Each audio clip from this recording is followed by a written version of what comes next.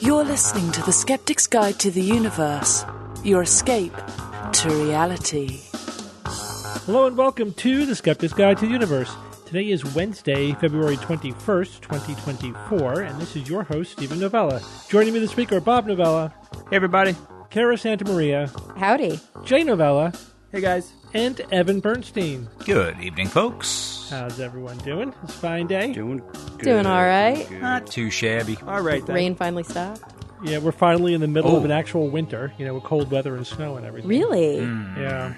15 degrees Fahrenheit this morning. Ooh, yikes. We had like 3 days of nonstop rain, after we already had those two intense storms. So more mudslides, more flooding. I heard a lake formed in Death Valley. I heard that too. That's how much rain. Yeah. Whoa. Yeah. It's probably gone Had standing already. water for several days, yes. But it's crazy how powerful the sun is here. I went outside this morning and everything was still really wet, and I just let my dog out before recording, and it's almost bone dry outside already. So last 2 episodes ago, we were chatting about the eclipse coming up in April. Mm-hmm. And I wanted to clarify a few things that we said during the discussion. So, Evan, you said that the old eclipse glasses or solar glasses may not work, right? They may expire after a certain amount of time. The cheapo ones. Yeah. So we were questioned about that, so we looked it up to get all the details, and it turns out that what you're saying is true, but it's a little outdated in that in 2015 there was a requirement in the U.S. at least to adhere to international standards in terms of making solar glasses or eclipse glasses, and those do not automatically expire, right? So you can use them theoretically forever. However, there's a big caveat to that, and a lot of sites point this out, is that assumes they're in good condition, right? Mm-hmm. So if you packed them away and put them away somewhere safe, yes, you can take them out again 4 years later or whatever, and they're still good. But if you threw them in a drawer somewhere and they're scratched or damaged in any way, do not use them. So old glasses, comes with a lot of caveats. It's only if you've kept them in good condition. Because even a little scratch, that could be... A pinhole could do damage. It could do significant damage. Yeah. I mean, they're cheap. Just get new ones at this point. Yeah, why risk it? Just get new ones. Better safe And than you'll sorry. know, you'll also know if you go outside and put them on and look up, you'll see. Mm-hmm. That's the thing about eclipse. They're so obvious. Oh, yeah. The sky will be black if you're wearing eclipse glasses in the middle of the day. And the only way that you'll be able to see the sun is if you know where it is and you look straight at it in the glasses. Anything other than looking directly at the sun is pure blackness. Yeah. Right. The other thing is, we were talking about when you should use the eclipse glasses, and we just made a couple of general comments, but there's a lot of details there, too, that I was finding out. So one is that, well, of course, I don't think this needs to be said, but we're going to say it anyway. You can never, ever look directly at the sun at any time, at any part of the eclipse. The only time is during totality. That's the only time you can look directly at the sun is during totality. However, there's one nuance to that's interesting. At the beginning and at the end of totality, there's the so-called diamond ring effect, right, where you get a bright Almost rim like a little around lens the sun. flare. Yeah. Yeah.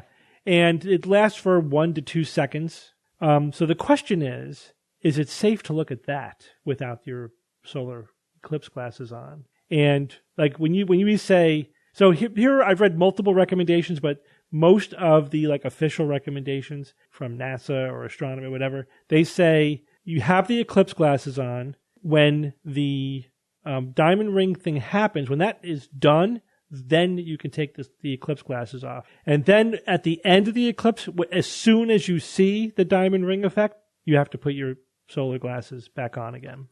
But that part is really it takes the amount of time it takes to put glasses on or take them off for that to happen. I think the thing that we have to remember is we're talking about this as if people aren't going to know the difference. Mm-hmm. It's have you ever looked up when the sun was in the sky? Don't look at it. It hurts. Yeah. Oh, yeah, but all right, here's the there's thing. a reason why... Here's the thing, Kara. So this is why there's so much discussion about is it safe to look at an eclipse. So you're right. If you look at the sun, it's extremely bright and it's painful. And your pupils clamp down, you squint, you look away. You'd have to really try to stare into the sun long enough to burn your retinas. But when enough of the sun is covered, it's the total brightness isn't enough to cause pain or discomfort or to close down your pupils. But that little sliver of light is still bright enough to burn your retina. So that's the most dangerous time, is when your protective reflexes aren't in place, but that rim of that crescent of sun is still bright enough to burn your retina. So you're just basically burning up little crescents in your retina while you're looking at the eclipse without that protective effect. I get that, but I also I don't know, in my experience, it's not easy to look at the sun until it's in totality. It's a concerted effort. You are still squinting into the sun if you're trying to look at it with your naked eyes, which you should never do. Yeah. There's a huge difference between a partial eclipse and a total eclipse. Yeah. Mm-hmm. Oh, yes. It's massive. And so I more say that not because it's of course, I think that that's all really, really good advice. I also think, gosh, I hope people already know not to look at the sun with their naked eyes. But I say it mostly because a lot of people are really scared of when will I know when it's okay? And it's you'll know. Oh, yeah, you'll know. It's not subtle. There's a massive difference. It's not something that you have to calculate. It's not something that you have to work out on paper. It's really clear and obvious when you're in partial and when you go into totality. Right.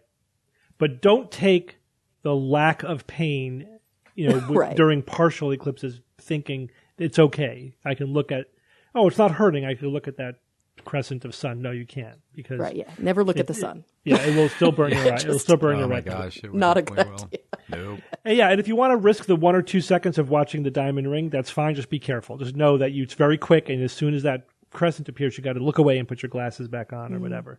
Mm-hmm. If you blow the timing, was somebody pointed out that so if you try to at the beginning, if you try to take your glasses off before the diamond ring effect so you see it, and you get a glare, from the crescent sun, that could also spoil your viewing for a while. It does, bleaches you a little bit. That's you're true. Not going to be dark adapted. Mm-hmm. Yeah, just wear your glasses the whole time. You'll know when full totality. Yeah, you'll know when totality happens. It will get dark. The minute it gets dark, you can take them off. You will see the star. You will see the stars. Maybe, depending on where you live. Yeah. You will Probably see not the in LA. stars. Oh wait, there is no eclipse in LA. No. Wait, you might not in Dallas proper see the stars. You might, but no, you will. I think you will. You don't most Why of the wouldn't time you? Because of the light pollution. But the lights won't be on. But will it illuminate during the day? I mean, are the street lights they're not going to turn the street lights on all of a sudden? No, but there's a shitload of light pollution all the time. Trust me. If you can't see the stars in a nice clear night in Dallas, you're probably not going to see them in the middle of the day during an eclipse. There's a ton of light pollution. That's interesting, yeah. Well, there's one star. There's one star I'm going to see, and I'll be looking at it. Well, and you are going to see stars. I'm just saying it's not going to be like the Milky Way.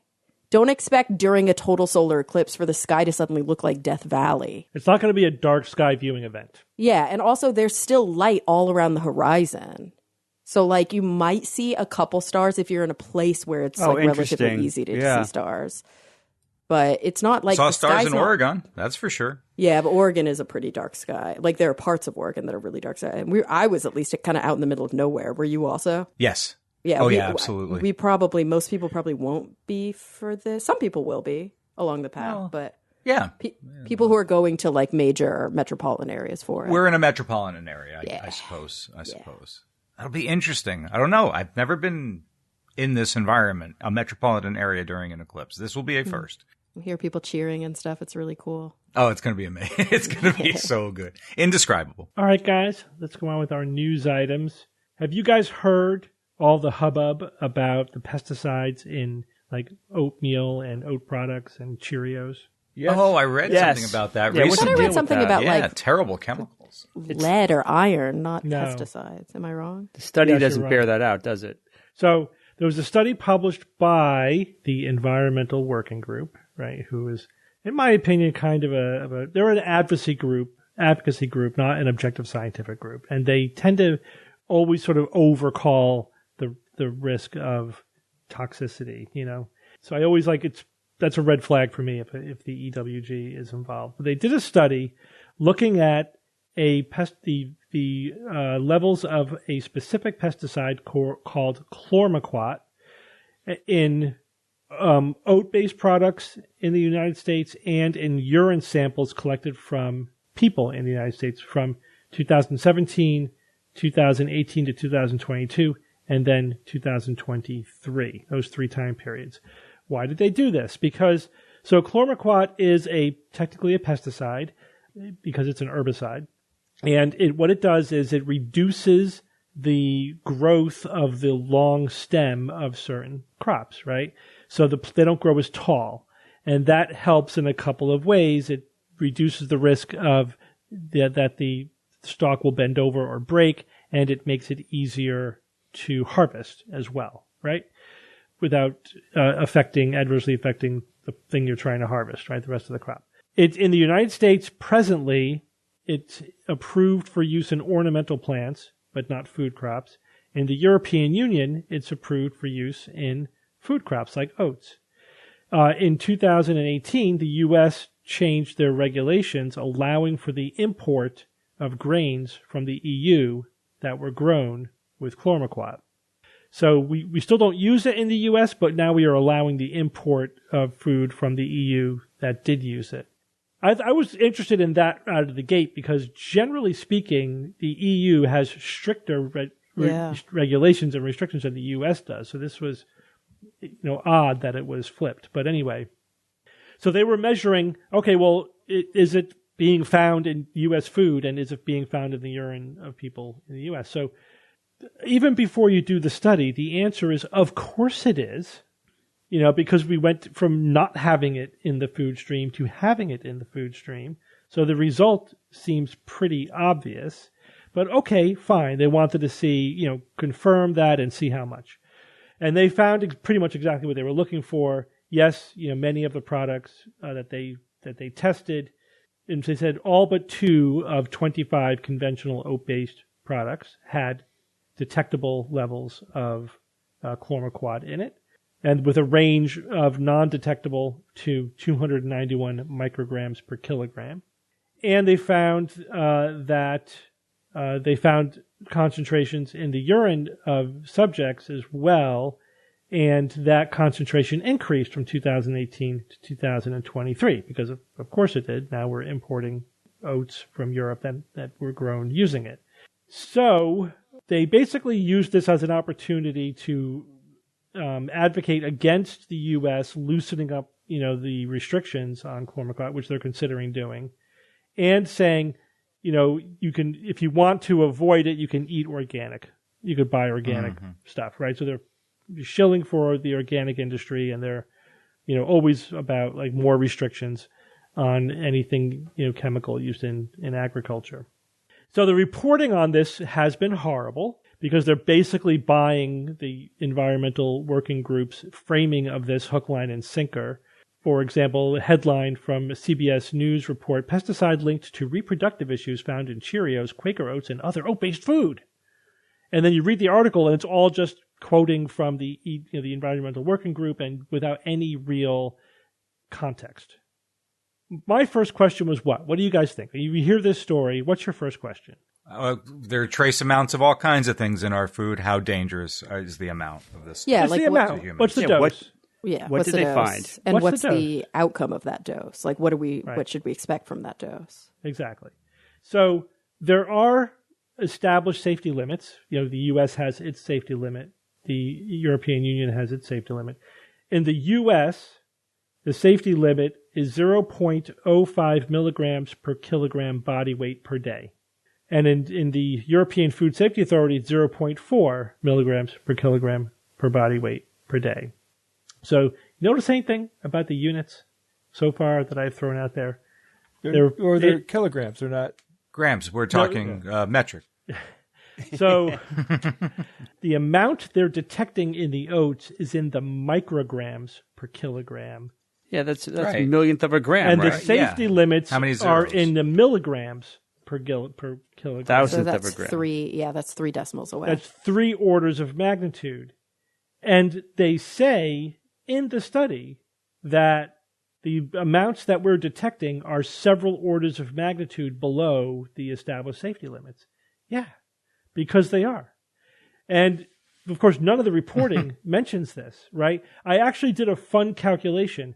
I calculated how many kilograms of oats you would have to eat every day in order to get up to the lower end of the limit of the safety levels, the safety regulation. Can I guess? What do you think? What measurement are you using? How many kilograms of oats would you need to eat to get enough chlormequat to exceed the lower limit of the safety levels? A kilogram is what, 2.2 pounds? Yeah. Okay. A centillion tons. I'd say 10 pounds a day. 10 pounds a day. 10 pounds. That's about, what, 4 kilos? 4 kilos a day. 4.3 kilos. And you said this is for, you calculated it for 12 what, kilos. Rolled oats? Did you also calculate it for something like oat milk? I used the is it somehow highest concentrated. I used the highest level that they reported. No, I know, but I'm saying in terms of, the delivery method, because some people drink oat milk. I don't know if it's is the concentration higher or lower in something like... Well, let's say dry oats, because I'm just giving you the levels that they detected, like in Cheerios or in... Right, okay. Quaker oats or whatever. All right, so you're saying how many oats, like actual bowls of oatmeal? Yeah, in kilograms. But in kilograms. In kilograms. 2.2 pounds. Because that's what they gave it. It's at least 1 kilogram. I'd say 12 kilograms. 12 kilos. Yeah, 10 or 12, I don't know. 85,000 kilograms every day. Oh my gosh. Okay, it's so even it doesn't worse. matter. It's all even my more questions are all your questions We're in homeopathy territory for all intents Exactly. and purposes. Yeah. We're at homeopathic doses of chlormequat. Avogadro here. Now here's the thing. Eat that every day? Every day. In the Every study. day. In the For study. what, like 3 months, right? They say, no, it's every day. They say, now we know that these urine levels that we're detecting probably represent ongoing exposure because chlormequat is rapidly eliminated from the body through the urine. There you go. So this, Kidneys. this isn't something that built up over time. They must be consuming this every day. It's like, it's rapidly eliminated from your body through the kidneys. Think about that. That also means that you would have to eat those 85,000 kilograms of oats every single day, right? And the moment you stop doing that, your body would clear it out of your system. I mean, it's just... It brings it into the implausibility category. That's the several orders. So again, it's several orders. Yeah, of I'd say impossible. It's impossible. Obviously, it's impossible. But not only that, but when the EU and the EPA, whatever, when they establish safety limits, they're already going 1 or 2 orders of magnitude below the lowest dose that was shown to cause toxicity. Right? Always? Yeah, they take they usually use the data, usually animal data, so at this dose we start to see adverse health effects. So let's go 1 or 2 orders of magnitude below that, and that's where we'll set our safety limit. That's standard procedure. So then you go 3 orders of magnitude further below that. So I always wondered about the politics of that for something like lead back in the day. I would have assumed they would have erred in the other direction, sadly. No, that's the standard procedure. Go at least an order of magnitude below where you start to see adverse effects. So no one mentioned this. Then they say also the toxicity that they're talking about, like the reproductive issues, that's only in animals, never been shown in humans. Yeah. And it's shown in animals at massive doses. Again, at these kinds of ridiculous doses. You're right. That, of course, because that's where you that's how the safety limits were set. So you can probably feed a farm animal pounds and pounds of oats, but we don't do that. Right? It's still fine. It's 80,000 kilograms, Gara. That's great. It's ridiculous. The whole thing is silly. It's silly. Like a silo of oats or something, right? I mean, how... Is there an animal that can eat that much? So what's the only thing I could see that the purpose of this whole thing is just to, create a round of fear mongering in the press, to lobby against, the U.S. changing regulations, to shill for organic food. And when I wrote about it on Science-Based Medicine, in the comments, someone pointed out, it's also another thing, whether this is their purpose or not, it also accomplishes the goal of leveling the playing field between traditional or standard agriculture and organic. Because if you basically deprive agriculture of using all of the science and technology that we have available, then it narrows the benefit that, the increased productivity and cost effectiveness and land use and all that standard agriculture has above organic agriculture, right? It's like, you can't use GMOs, you can't benefit from GMOs because, they're trying to ban it. because then that narrows the gap of the advantage over organic, right? Plus, it also creates just eat organic just to be safe, because then just to be safe, be extra safe. Yeah, it's absolutely ridiculous, and this is why I have a massive problem with the environmental working group, because they pull this kind of shit all the time. And the media is, of course, willing to go along on the ride. Because they didn't want to spend whatever. Because this is being reported probably by people who are not science journalists. And they're quoting experts, right? So they think their job is done. They didn't take the 10 minutes it would take to ask the most basic question. It's like, well, they just quote somebody from the EPA that's saying this is below safety limits, right? And then they quote somebody from Quaker Oats saying we follow all regulations, which always sounds like, even though it's true, it sounds sketchy as hell. It sounds sketchy as hell because what else are they going to say? Follow all regulations. It's designed to meet legal scrutinies, right? Yeah, Anything that it sounds can be used like against them in boilerplate court. denial, right? And rather than Lawyer saying, speak.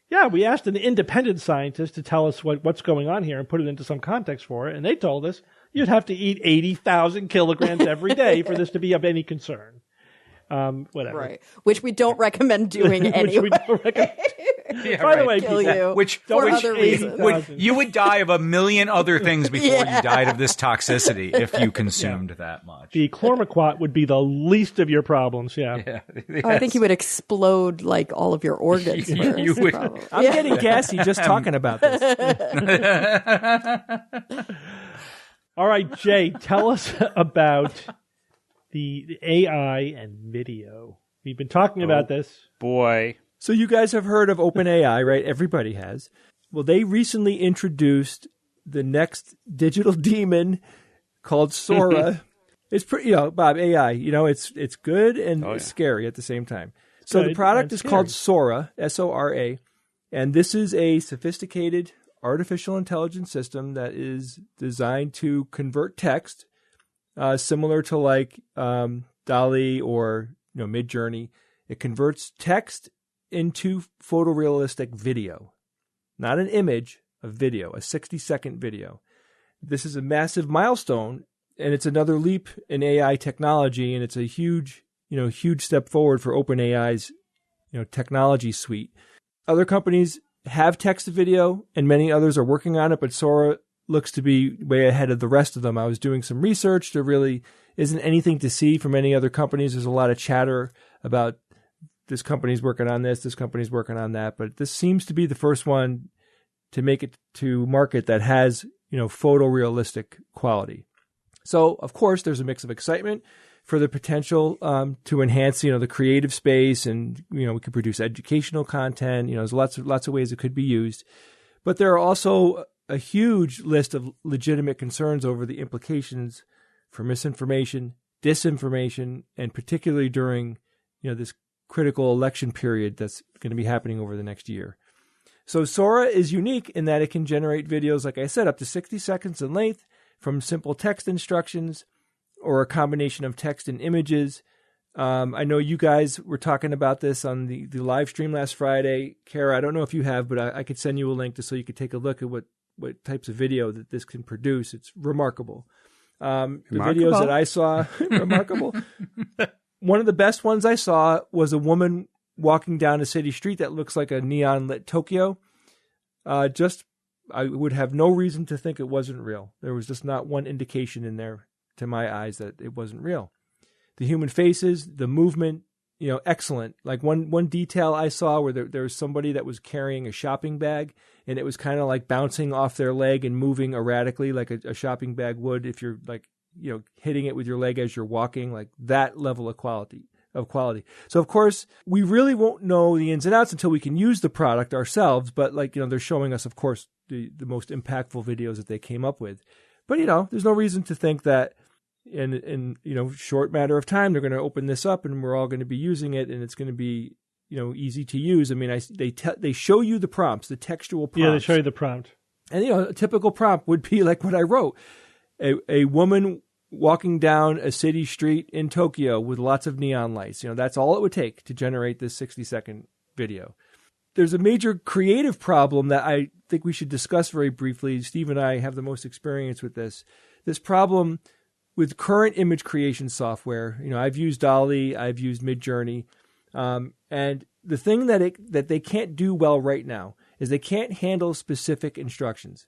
Steve and I were just talking about, Steve was making an image, he was making for a tabletop game that he's playing, and he was trying to get a gem to appear in the middle of a medieval shield.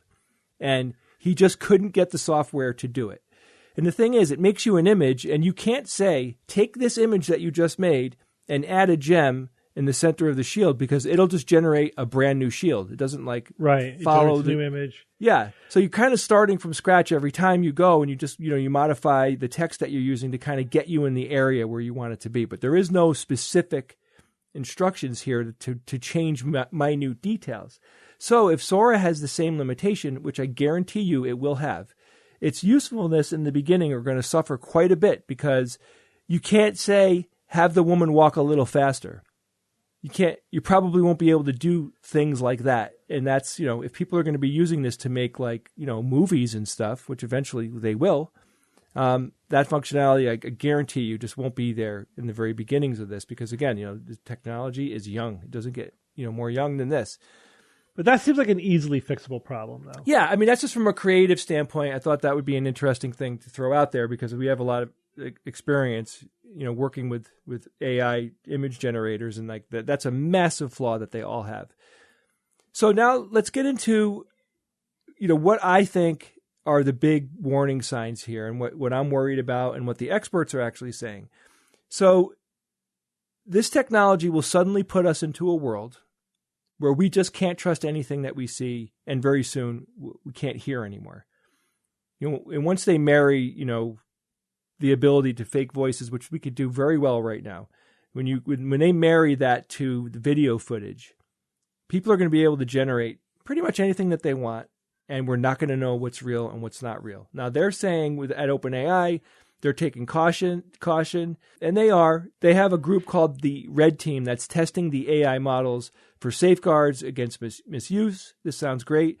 This testing phase involves experts in misinformation, hateful content, bias, and their goal is to identify and mitigate potential avenues for abuse. That's great, and I really am glad that they're doing that.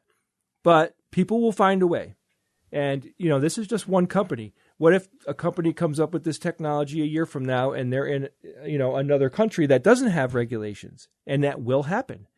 So it's great that OpenAI is doing this, and I just don't see the world getting on the legislation aspect of this so quickly that, companies are not going to be able to do the thing that we're all afraid of, which is putting stuff out there and we no longer know what reality is. So here's a list that I gathered from a few different people, like Oren Etzioni, who is the founding CEO of the Allen Institute for Artificial Intelligence. This person has played a significant role in the development of ethical considerations for artificial intelligence technologies. So I borrowed some of his items. I was reading through a lot of different people's list of these are the potential threats that we're putting up against. So here's the list. Proliferation of deepfakes, right? Sora could significantly enhance the ability to create deepfake videos, making it difficult for the average person to distinguish between what's real and what's not real. That's big. Misinformation and disinformation, right? This tool could be used to generate fake news, misleading content. I mean, I think this is the first thing people are going to do with it, is, just use it to make content that's not true, but, seemingly real. Security concerns, right? There's high quality video deepfakes could be used for malicious purposes like impersonating people, fraud, targeting individuals in institutions. It has threats to creative industries. We've talked about this, but now that people will be able to make video, I would say in a handful of years, people are going to be making movies on these platforms. So, that's a big shift. It's going to affect a lot of people with a lot of copyright issues. It's just going to explode. The word explode is not big enough, but it will be an explosion of copyright issues, job losses, a change to culture. Very, very powerful what this video capability is going to be. It's going to introduce a lot of problems. There's ethical and moral concerns, right? The ease of creating realistic video content. People are going to be able to make porn and all sorts of stuff like that. Like it's, putting celebrity faces on porn and things like that. It's going to happen. Unless they build in protections, Sure, but like I said, Steve, OpenAI will probably not be a company that will let that happen with their stuff. But like, what about the 30 other companies that are going to be able to do this? So there's going to be regulatory challenges. Like I was saying, like right now, the framework to deal with AI is loose. It's not good. And the government is not moving, U.S. government I'm talking about, not moving fast enough. And to be quite honest with you, the people that are making decisions don't really grasp this technology. They're not the right people to make the decision. We need professionals who really understand this stuff to help, form the regulation. I mean, this list just keeps going on. I have a lot more. I can't even get to all of it here. There's just a lot of reasons why we have to be very, very careful with this. And no matter what, it's going to change our culture, and it's going to change the way a lot of things, unpredictable things, as we always say. Like, every time we can get an idea of what something can do, there's 100 things that we can't predict. So that said, I do think that there could be an incredible benefit for creativity. It's going to allow people who don't have the ability to make video, to make lifelike video, and a lot of creation can happen. That's all wonderful. And I think if it was limited to that use, there could be a lot of really cool stuff that comes out of it. But the potential here for danger is extraordinary. So I don't even know if I'm enthusiastic about this. I think it's too early for me to just say, I think this is great. Let's lean into it. I think this is scary and we need to be very cautious. And I think we all have to be prepared for what's going to happen in the next couple of years. Yeah, I'm excited about it and cautious. I think those two things are not mutually exclusive. I mean, I'd love to get my hands on it. And again, I'd love to see where it's going to be in 4 or 5 years. I mean, I think the big thing is the ability to iterate, like the ability to say, I want this exact video that you're showing me, but make this one change and have that happen, But it's interesting also looking at I looked at every video that they put up on Sora. And, having a lot of experience with, say, Midjourney, for example, they fail in the same ways. When they're constructing the images or the video, it's like they don't quite get the physics right all the time, or things don't relate to each other in a realistic way all the time. That's something they definitely have to work on. There's a tell in the video that this is AI. That's temporary, Steve, Yeah, I know. But I'm interested to see how long it's going to take before somebody makes a movie with this. Oh, but here's the one thing that we have to mention, though, Jay, that these videos don't have sound. So the people in the videos are not talking. And that is often the giveaway for an AI. Like, that's where you get into the uncanny valley as soon as they move their mouth. Even if you were to put voice over it, it's not the same. Yeah, I know. And, again, like that's the first couple of years, that'll be like the thing that we notice. But then it's just not going to be a problem eventually. They'll solve that. Will it ever achieve that? Absolutely. In our lifetime. I think so. Oh, yeah. Oh, absolutely. I mean, my God, in 20 years, can you imagine this technology? I would imagine in 5 years, we're going to be shocked at how far it's come.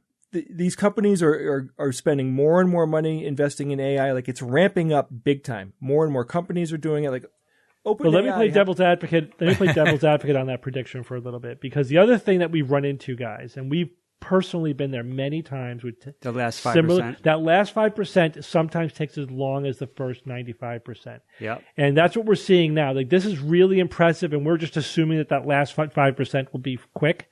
But it may not be. Like with speech recognition, like they got to the 95% level and it was very impressive. And like, oh man, just in a couple of years, we're going to, this will be off the hook.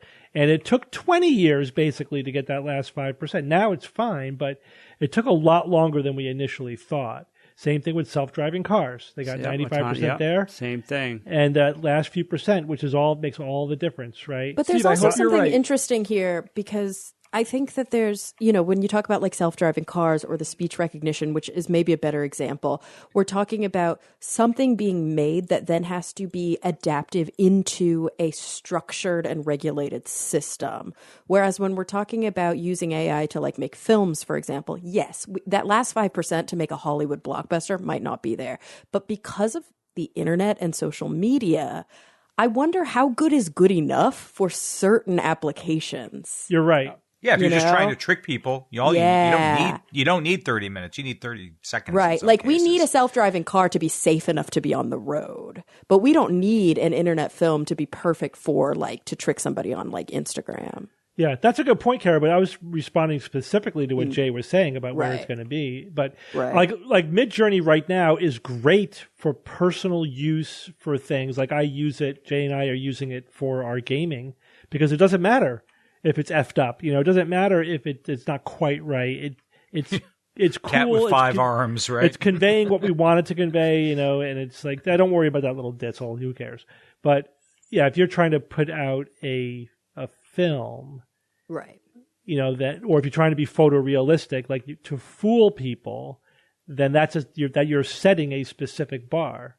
And also, where's the bar for who you're trying to fool? Because there's always going to be some people you'll be able to fool even if the bar is relatively low, and then there's certain critical people who you won't be able to fool. Yeah, but sadly.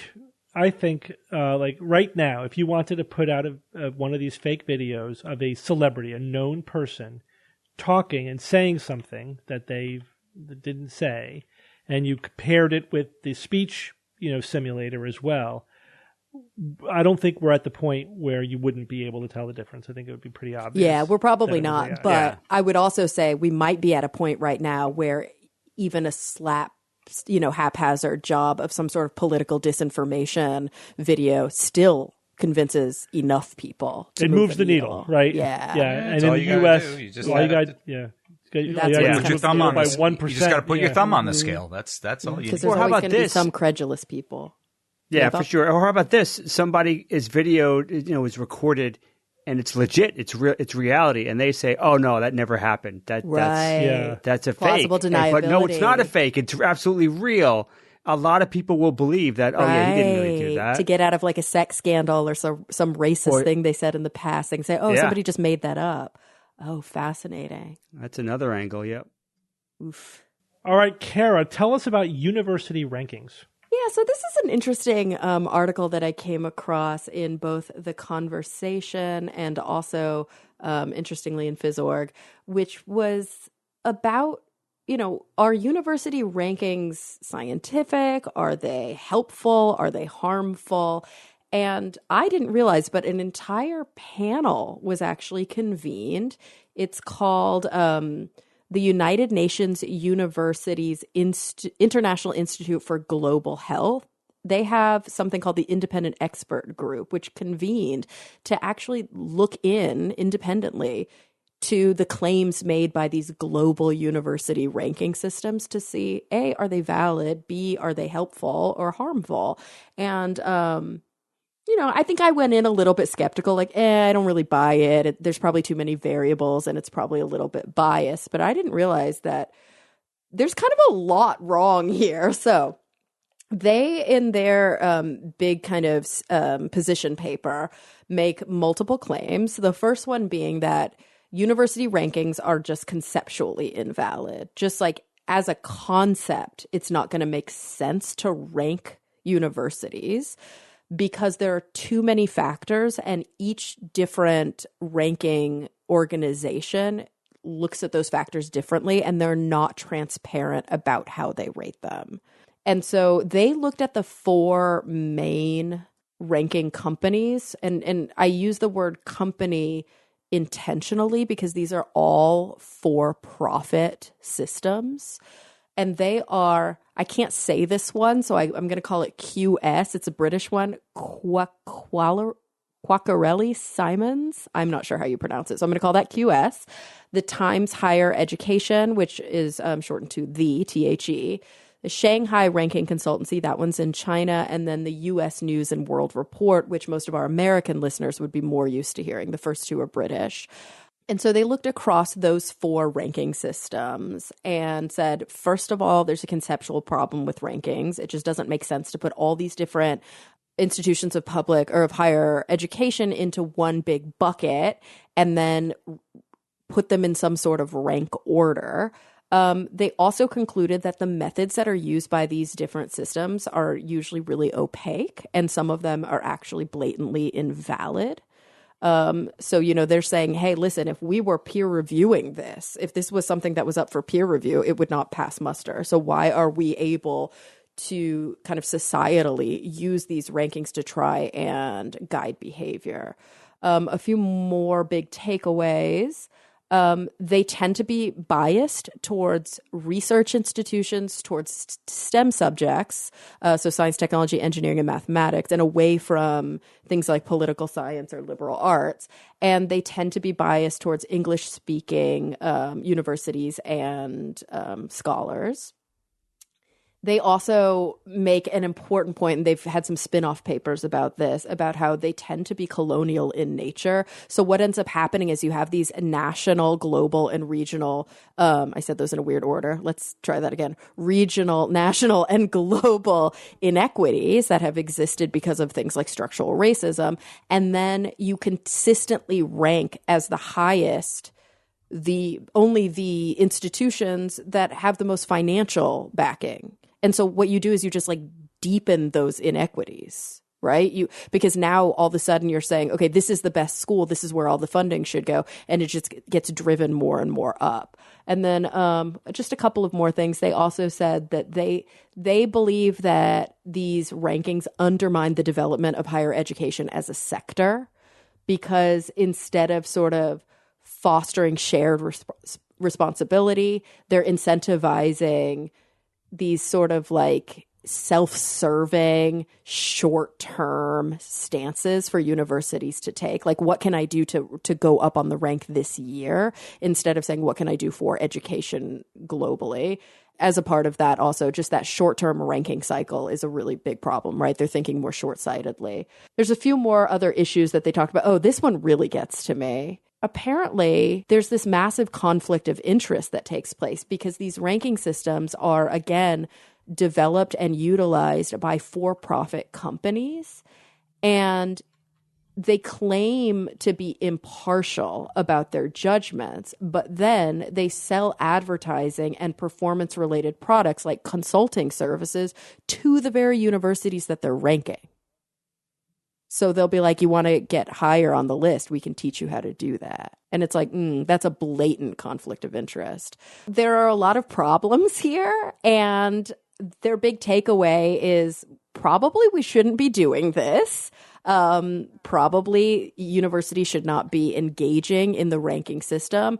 Consumers, individuals who are looking to where am I going to put research money, or where am I going to apply to university, or, all these different considerations that you're going to have about higher education, should not be looking at these different ranking systems to make a decision. Also, it doesn't make sense, because it's like, okay, how can you say that so-and-so is the best school at all things for all people at all times? Like, there are just different strengths, and each individual choice should be tailored to your interests and to, what your needs are. They also encourage, trying to come up with alternative versions. Apparently, there are some ranking systems out there that are less flawed. And then they recommend just disengaging from these practices that they deem to be, quote, extractive, exploitative, and non-transparent. So yeah, apparently it's not good. University rankings, not good. I know, like in my institution, that everyone's always complaining about the ranking, but then also trying to game them as well. It's exactly. Like, these are terrible, but we got to do this, otherwise, And we also, we all recognize they're crap, right? Like they don't really reflect what we think about, the relative academic value or whatever of different institutions. Obviously, we're biased. We're all biased for our own institution. But even still, it's like, really, that's how the rankings don't even make sense. They don't make sense, and also they're apparently not very. Even the data that they use is oftentimes not very objective. Like, a lot of the data, let me see if I can find it. Like 50% of the score of the QS World Ranking comes from a survey of subjective opinions by anonymous people. The Times, it's 33%, and the U.S. News Best Global Universities ranking, 25% of their entire ranking score just comes from anonymous people being like, I like that one better. Yeah, right. Like, what? And it's the same with hospitals. Again, the same kind of complaint. And the thing is, anytime you have any kind of ranking system like this, especially if there is any subjectivity to it, or like it requires a lot of knowledge. Like, if you're not a professional, how are you supposed to, be evaluating it? It's it's an invitation to game the system, right? Absolutely. And then it creates incentive to prioritize gaming the system over improving outcomes. And that's really dangerous. It's the classic conundrum of like the GRE just teaching students how to be good at test taking. Right, and, exactly. How to be good at taking just that test. Like it doesn't actually give you any indicator of, how well somebody's going to do in higher education. And so here's a real scary example from medicine. Like if you rank surgeons by, or you just disclose to the public, this is how many people die within 10 days of getting surgery by this surgeon, right? Or at this hospital. So you would think, oh, that's really useful information. We want to know that. Yeah, but different surgeons will specialize in different procedures and whatever. And what you're basically doing is incentivizing surgeons not to operate on risky patients. Yeah, and so not to do high risk procedures at all. And not to do high risk procedures. They don't want to ruin their numbers, right? Ugh, or for dangerous. hospitals not to do it. It's like, no, we're not going to. So you leave patients out to dry. Yeah. Because the surgeons or the hospitals or whoever don't want to ruin their numbers. I'm not saying that, accusing that of happening in any place specific, but that's the concern. No, but that's a great example of a real life outcome that could happen. Well, everyone, we're going to take a quick break from our show to talk about our sponsor this week, Factor. Factor makes delicious, ready-to-eat meals. It's super easy to stay on track, to eat well, and to get good food in your body with this system. Wherever tomorrow takes you, you're ready with these pre-prepared, chef-crafted, and delicious meals that are delivered right to your door. We're talking over 35 different options each week. Guys, I've tried these meals all week. I was having them for lunch. I had them for dinner. I enjoyed every single one that I had. Everything was wonderful, super easy. It was really convenient and very high quality. Head to factormeals.com/SGU50 and use code SGU50 to get 50% off. That's code SGU50 at factormeals.com/SGU50. All right, guys, let's get back to the show. All right, Evan. Mm-hmm. I don't know what these words are. Mewing? Yes. Mewing. Looks maxing. Mewing. I mean, I'm assuming you're not talking about cats. No, we're definitely Did you watch not the doc? Evan, please tell me you watched the doc. I watched the documentary. Yes! Yes, I did. We'll get to that. Okay. We'll get to that. But let me start with this. You know how I like to start things, Mm-hmm. Take you back a little bit in time. A long time ago, like the 1980s, a man on television once said, "You look marvelous." And it's better to look good than to feel good. Well, now fast forward to 2024 and you get articles like the one I read in The Guardian with a title, "From Bone Smashing to Chin Extensions, How Looks Maxing is Reshaping Young Men's Faces." Looks Maxing. What is it? An online community of people seeking to enhance their faces. Mostly men, but it's not restricted to men. There are women who participate in this as well. It includes things that people they can make some easy changes and with little effort and risk. And those types of changes are referred to as soft maxing. Those are tweaks like changing the style of your hair, using skincare remedies, certain diets or exercise regimes. Is Botox soft? That one doesn't fall into the soft maxing category. Gotcha. Again, soft maxing, kind of the easy, reasonable stuff that almost anyone can do without, again, much, if at all, risk. But you get to the more aggressive approaches to looks maxing, and that's known as hard maxing. And here's where the Botox injections come in, Bob, but it's not just that. Okay. And something else called mewing. Mewing. Mm-hmm. Yeah. That's not something, Steve, I've never heard. Did you hear of mewing before I brought it up this week? No, I hadn't either. Kara, had you saw the documentary, but before I heard about it in the doc, documentary. though. Yeah. Okay, in the doc, right. What the hell is mewing? All right, mewing. Here it is. Named after John Mew, M-E-W, an orthodontist from Kent in the United Kingdom. He's still alive today. He's in his 90s. He and his son are the subject of a 1-episode documentary on Netflix running right now called Open Wide. So you can go watch it there. John Mew is the founder of a technique he calls orthotropics. Orthotropics is a branch of dentistry that specializes in treating malocclusion by guiding the growth of the facial bones and correcting the oral environment. I'm taking this from one of their websites. This treatment creates more space for the teeth and tongue. The main focus of this approach is to correct a patient's oral and head posture. They use a variety of different removable appliances that can help with expansion and also correct posture. A malocclusion is a misalignment between the upper and lower teeth so that, they don't fit together correctly when chewing or biting. And that condition can be described as common terms like crowded teeth, crooked teeth, protruding teeth, irregular bite, crossbite, overbite, underbite. Those are some of the terms that are thrown about to describe it. It is considered controversial alternative to things like braces and tooth extractions, which is something I know I had done. In the 1980s. I had 2 teeth extracted, boop, and braces slapped. Evan, is it controversial whether or not it works? Yes, that is correct. You know why? Yeah. Because there's no science backing. I think it's controversial for a lot of reasons. Yeah, but I was just wondering if that was one of the reasons. Oh, yeah, not even sure if it actually works. That's the main problem here. They have few and far between, very small, very selective studies that have been done. Most of them either conducted by the Muse themselves or people who were disciples or spin-offs, people who went to learn from the Muse and they kind of ran some things. So you've got these, studies that really have not been independently, verified. And there's a lot of problems with those particular studies. But yeah. Well, Evan, is mewing related to looks maxing? Now, that's a sentence I never thought I would ever say. But is there a relationship? That's the main driving force, right? Yeah, it is. It is. Well, if that's the case, then I think a before and after picture would be all you would really need to say, well, this actually made this person look better, in my opinion. So, I mean, how much evidence would The problem there, though, Bob, is that they're probably doing multiple things. Mm-hmm.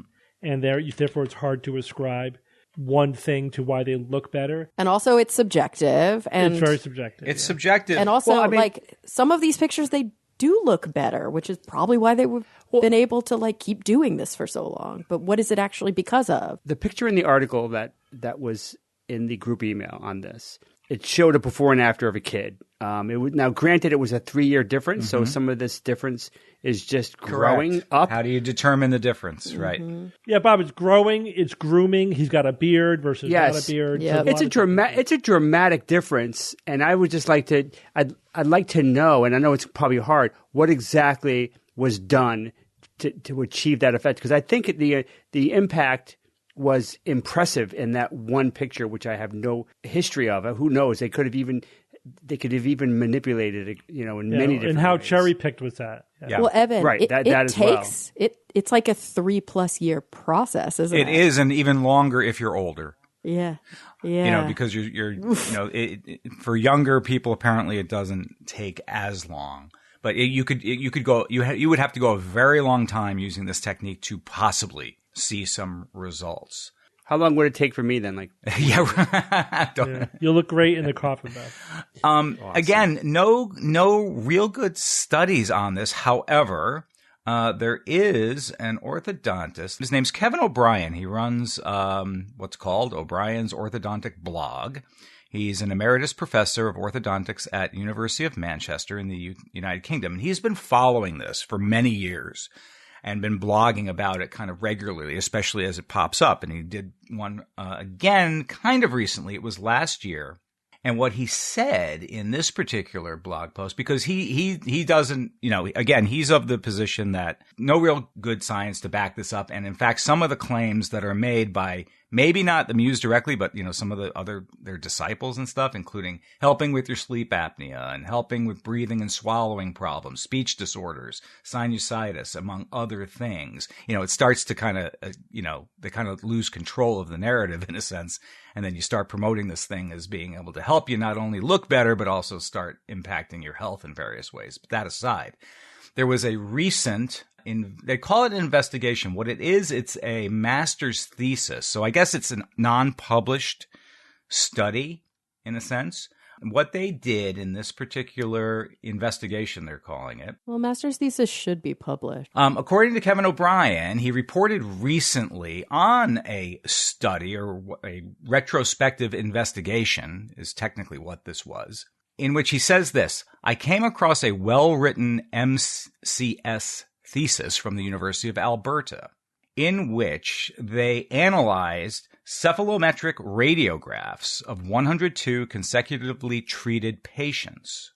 They took cephalograms before and after the active treatment. So that was the orthotropics. Then they compared those cases to a control group, 75 sets of records obtained from the AAOF Craniofacial Growth Legacy. And they tried to do as close a match of these sets of patients for things like, age and sex and timing of records, among other things. So they did their best, I guess, to try to get two things that could be considered as close as possible. So you have one control group, and then you've got the orthotropics group. He says here, the authors of the thesis concluded the treatment protocol may not be considered to have produced a clinically meaningful effect on skeletal and dental changes. And he said that, and in his blog, he said, this is really one of the better analysis. It's not really a full-blown study, but of the limited material that's out there, this is one of the best, if not the best so far. And it's negative. And so far, it's negative. I also did speak with some other people about this. I spoke with Grant Ritchie recently, who's a skeptical dentist. You used to be on with Science-Based Medicine, among others. And he did watch the documentary as well, and he also is familiar with this. And he basically says, this is kind of a problem with orthodontics in general. Not only this, orthotropics don't have the studies to back up what it is they're claiming. This is true for a lot of branches or a lot of aspects of orthodontics. So the whole kind of industry, in a sense, can use improvements and more studies, better studies, and more investigation into these things to really figure out what works best. So that's kind of where we are in all of this. But mewing, so far, it has not delivered the goods. Didn't Bro lose his dental license? Yes, he did. The Mew Senior, he was stripped of his dental license because he was basically, if you watch the documentary, you'll get sort of the tone of his attitude and stuff. He's definitely an outsider. He's there to upset the apple cart, as the expression goes, and kind of, has very much his own way of doing things that are very contradictory to, established practices in the field. And he went so far astray, they felt it was necessary. They had to cut him loose. Yeah. Because it's not just that he's like, hey, here's an untested thing that I think works better. He's literally like, traditional orthodontics is not the way. Right. Like, nobody should be getting braces. Everybody should be doing this. Yeah, he absolutely slammed the whole industry and said that what they're doing, that's a huge red flag. Big red flags. A lot of red flags. So go watch it if you want to learn some more about it. But hey, a new term to throw into our skeptical lexicon: mewing. Yeah, don't buy the magic beans. Right. Yeah. And don't be influenced by the 1 billion references to mewing on TikTok. 1 billion. Don't be influenced by the influencers. Exactly. All right, thanks, Evan. So, Bob, tell me, what do you think? Could there be life on Saturn's moon Titan? Well, let's see. A new study claims that the mighty moon of Saturn, Titan, the most organic-rich icy moon in the solar system, has vastly decreased chances for life than previously thought because it looks like the organic surface of the moon could have a lot of trouble getting to all the water deep below the ice. So the question is, how depressed should I be about this? Let's see. So yes, reading the popular articles about the study was very disappointing. I've been convinced for many years that there's a really high chance that microbe-like life exists under the ice of some of the moons in our solar system. But reading the study actually made me less pissed than I initially anticipated. So let's see what this is all about. So this was a study published in the journal Astrobiology, led by astrobiologist Catherine Niche. So let's start with Titan itself. Titan is kind of ridiculously special, I think, as far as the 150 or so known moons go in our solar system. It's bigger than our moon, and by a lot. I think its diameter is like 50% bigger, and it's even bigger than Mercury, than the planet Mercury, which is really interesting. It's the only moon with a dense atmosphere. And even better, did you know this? It's the only place in the solar system, except for the Earth, with standing bodies of liquid. Lakes, rivers, seas, the whole panoply of liquid collections are on Titan. Now, that liquid isn't water, though, on its surface. Not when the surface is like minus 290 degrees Fahrenheit or minus 179 Celsius. That's friggin' cold. So there's no water. It's flowing methane and ethane. And so if you want Great Lakes filled with natural gas, Titan is the place to go. Now, the atmosphere itself is interesting. It's mostly nitrogen like Earth's, but it's also 5% methane with a few other lesser gases in there. Now, these molecules split apart and they recombine as hydrocarbons, and also often include other elements like nitrogen and oxygen and other elements critical to life on the Earth. So these hydrocarbon grains then settle on Titan into these vast dunes. If you see an image of Titan, you'll see these big swaths of dark on the surface. Those are essentially these vast dunes that are made of hydrocarbon grains. Now, if the pièce de résistance to Titan, though, was revealed by multiple spacecraft and probes like Cassini and Huygens, there's likely a vast underground liquid water ocean in Titan, 40 to 170 kilometers under the surface, under the ice.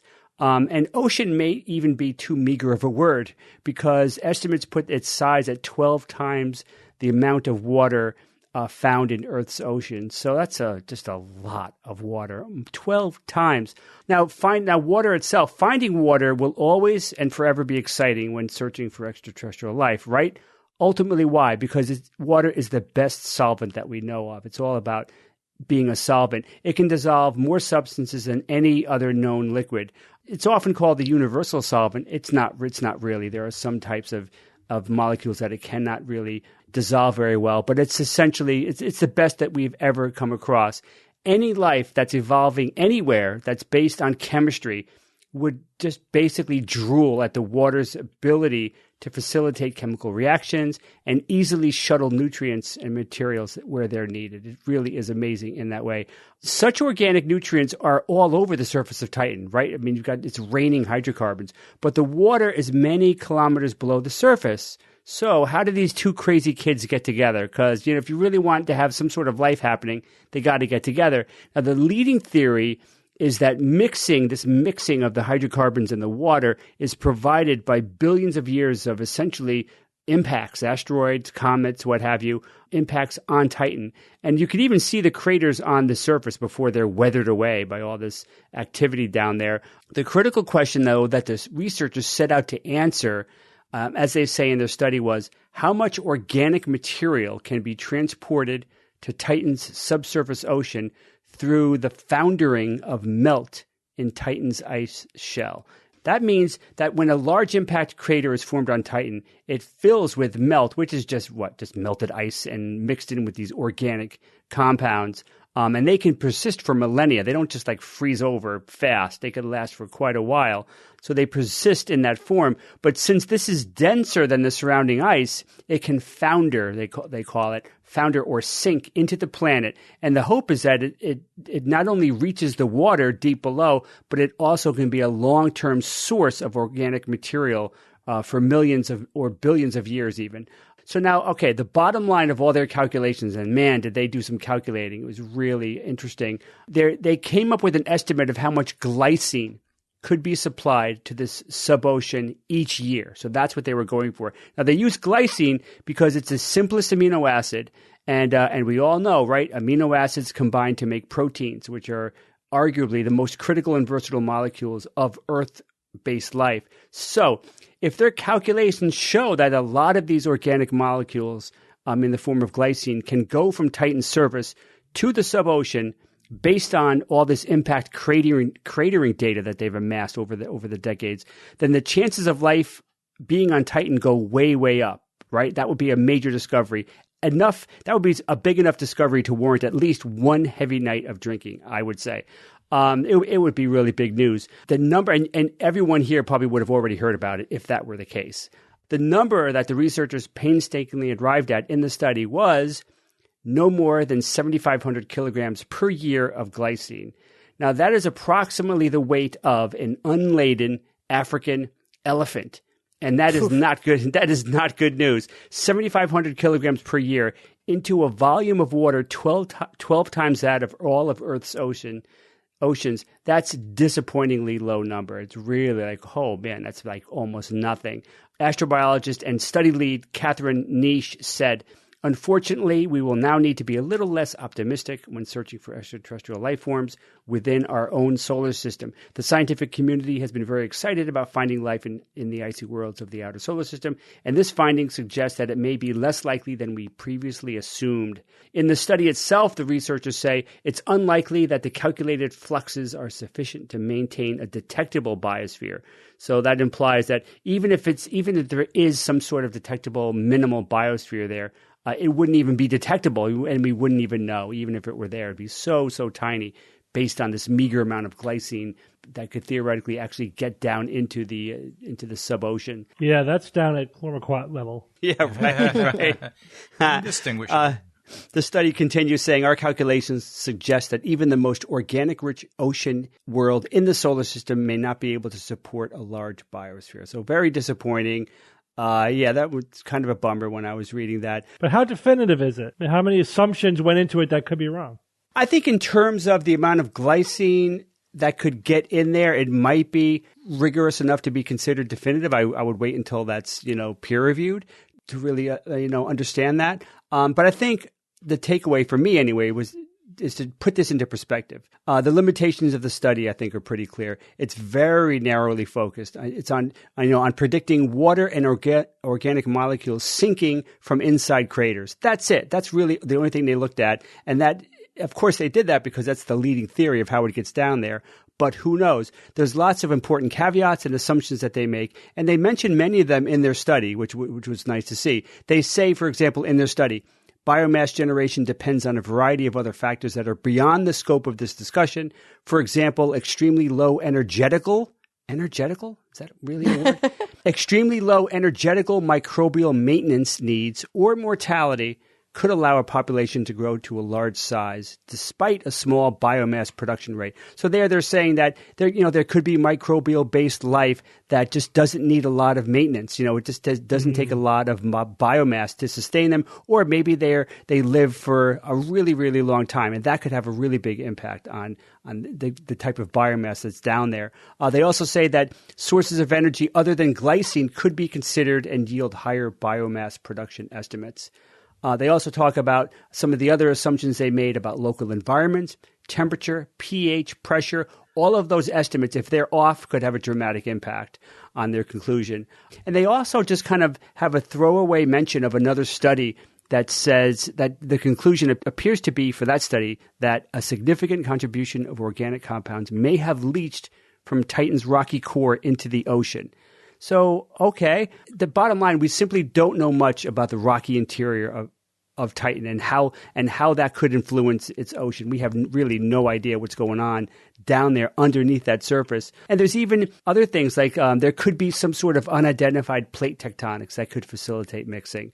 And it's very hard. Of course, we don't have too many good details about what's going on below the surface. Even looking at the surface is a little difficult because there's this kind of like hydrocarbon atmospheric haze on Titan that makes it difficult to see clearly what's going on down there. Plus, the other side of that coin, the other angle to this is the other unladen elephant in the room. It's the Earth life bias, right? Yeah. The entire study was based on the one data point of life we have, life on Earth. And that's fine. And that's fine because we know a lot about that kind of life. But it's also an example kind of the streetlight effect, right? The one where the drunk is looking for his lost keys under the lamppost because the light's the best under there. So it's that kind of comes into play a little bit. I'm referring to other forms of life, right? Obviously, that we simply have no experience with. For example, how about life that's based on other solvents other than water? That's something it's interesting to think about. It's not necessarily happening at all on Titan, but it could be, and it's interesting to think what that could be like. So, there's no solvents that we know of as good as water, but there are others that are almost as good. There's ammonia. It breaks down under UV, and that's the biggest disadvantage to using ammonia as a solvent. But if it's suboceanic life, I mean, UV is not getting down there, so it would not be a detriment at all. It could. How much UV do you get at Titan anyway? Oh, I know. It's already, I think, it's super tiny. It's so far away that the amount of light getting there is meager compared to what we get. Just at the surface, the light intensity, the sun's intensity at Jupiter is 5% that of Earth. Saturn's is even less. Saturn's so it's got to be 2%? very tiny. Yeah, and then it's also under 150 kilometers right. So UV is not a factor. So it's possible that ammonia could be used as a solvent for evolving life. But that's not even the best one. Sulfuric acid is surprisingly another promising solvent.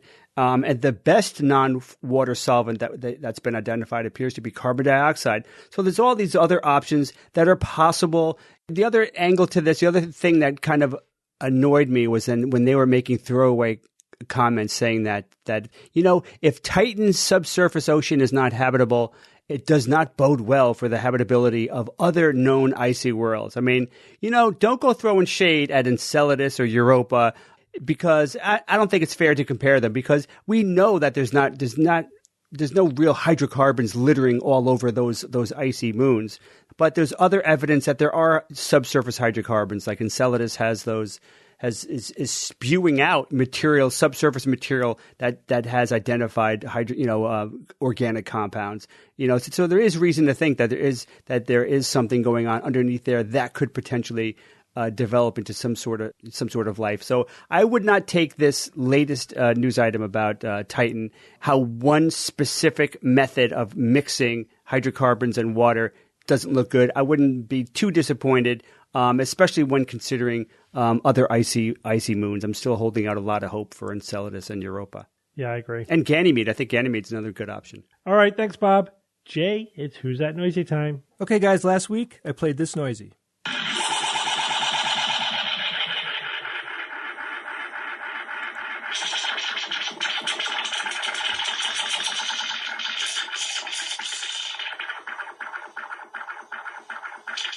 That's a little wild, huh? All right, so let's start here. I have a listener named... First guest for this week comes from Visto Tutti, and he said, this week's noisy has a quality of something in a long tube. Reminds me of spinning marbles down the vacuum cleaner pipe as a kid. I've done that, and I know that sound. I can understand why he said that. That is not correct, though. Andrew Gertz wrote in and said, the noisy this week sounds like someone hitting a long steel cable under tension. It sounds like a good sci-fi sound effect. Oh, Andrew, you have so much to learn. What you're talking about is the blaster sound from Star Wars. Look it up on YouTube and you'll see, you can see Ben Burr, right? Ben Burr did the sound effects there.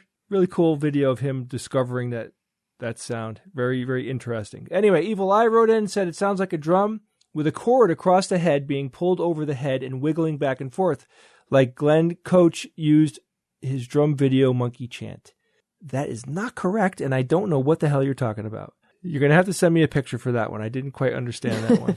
Yeah. Bill Z wrote in and said, hey, Jay, love the show. I have been listening since I found y'all in the pandemic, and you've saved me from a life of woo. I was listening to episode 971 with my girlfriend's 11-year-old son, and he said that this week's noisy sounds like a piece of sheet metal in the wind. I know you like specifics, so I'm going to add that it's an 18-gauge 304 stainless steel. Keep up the good work, Bill. So, very cool guess. I know that sound well. I've heard it many, many times in many different fashions or whatever, and it sounds close. It's not correct, but keep guessing. Tell that 11-year-old son he did a good job. I have another guess here, William Boisvert. He said, listener from the beginning and saw you at Seattle live show before the pandemic, but I've never had an answer for who's that noisy until now. So, guys, remember that show? That was like the pandemic was in the United States and about to explode, and we were like in huge crowds of people. Crazy. That was our brush with COVID. That's right. Before. We were out eating dim sum. Yep. Like, what were we thinking? Yeah, we were with Gary Kazeel that night. Remember Gary was there? All right, so back to William. He said, I think I've got this one. Is it the audio from the iPhone video slow-mo? More specifically, blowing out and flapping your lips in slow motion. I have clips for my whole family doing this, and it's hilarious. Anyway, love you and the show. Keep up the awesome work. I've had a ton of fun with my son doing slow-mo stuff. It's crazy. You should definitely play around with that if you have an iPhone. All right, so we have a winner. He's close. This is a good guess, and I'm going to give him the win for it because this was a very hard noisy. Close enough. This is a listener named James Webb, not the one you're thinking about. Oh. He said, hey, Jay, this week's noisy sounds like the effect used at the end of Radiohead's Karma Police, which when I look it up, it apparently is using a delay in self-isolation and then lowering the delay rate. Not sure what the input sound is, though. This sound absolutely has to do with a tape reel-to-reel audio. And this guy got kind of close. I know what sound he's talking about, and it does have that sound. I'm not exactly sure how Radiohead did it, but let me tell you what this actually is. So, again, this was sent in by a listener named Justin Fisher, and here is what the description says here. It says, first, a recording head records the signal on the tape. Then the tape passes in front of a reading head located a little further away. This head will read the signal that has been recorded, creating a delay. You're using a tape machine to create an echo effect, right? So this is basically them trying to create an echo effect using a reel-to-reel tape machine. So watching the video of this, the person has control over the playback head, and they can move it left and right, changing like the frequency of the repeating noise. It's a little complicated. Listen to it again. I'll give you a way to look it up on YouTube so you can take a look.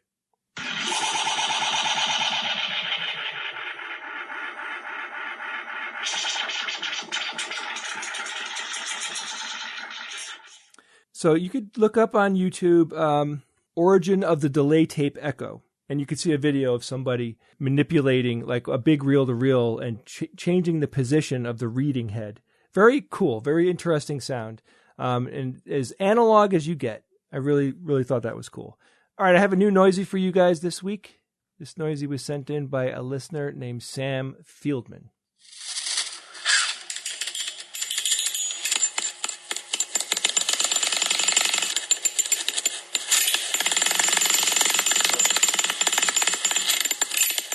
This noisy is difficult. I'll be surprised if anyone guesses it, but it's a cool thing. I don't think I'm going to give any hints because I am surprised at how good people can guess these. But good luck this week, guys. If you heard anything cool or you think you know this week's noisy, email me at wtn@theskepticsguide.org. Steve, I have really fun, cool news. Yeah, let's hear it. So in April, we will be in Dallas, and previously I had said that tickets for the private show were gone, and they were. But I had to make a venue change, and I was able to get more seats. So we currently, yes, I know, I'm very excited. So we have more seats. You could go to theskepticsguide.org. There are 2 buttons on there. One of them is for the extravaganza, which is happening on April 6th. And the second show is happening on April 7th, and that is the SGU private show. This is the show where we just released more tickets. There's a lot of people that emailed us. I thought the fairest thing to do, instead of me emailing individual people back, like I'm just throwing it out there. They're available. Go get them. If first come, first serve. And I wish you luck because I think they're going to go really quick. This is very early, but we will be appearing in Chicago. We will be having an SGU weekend in Chicago happening in August. Dates and everything are still being locked down, but it'll be the weekend of August 17th. We will be doing a private show, and we will be doing an extravaganza. Now, that weekend, Steve, you calculated this out, and that weekend is our 1,000th show. That is correct. Okay. So I will be doing something special for that show for us. It'll be a live 1,000th show happening in Chicago, and that's all I could say right now. I got a lot of things in the works, but we'll give you more details as they come out. You cannot purchase tickets or anything for this yet because no details have been finalized, but tickets will be coming soon. So keep that on your calendar. All right. Thank you, brother.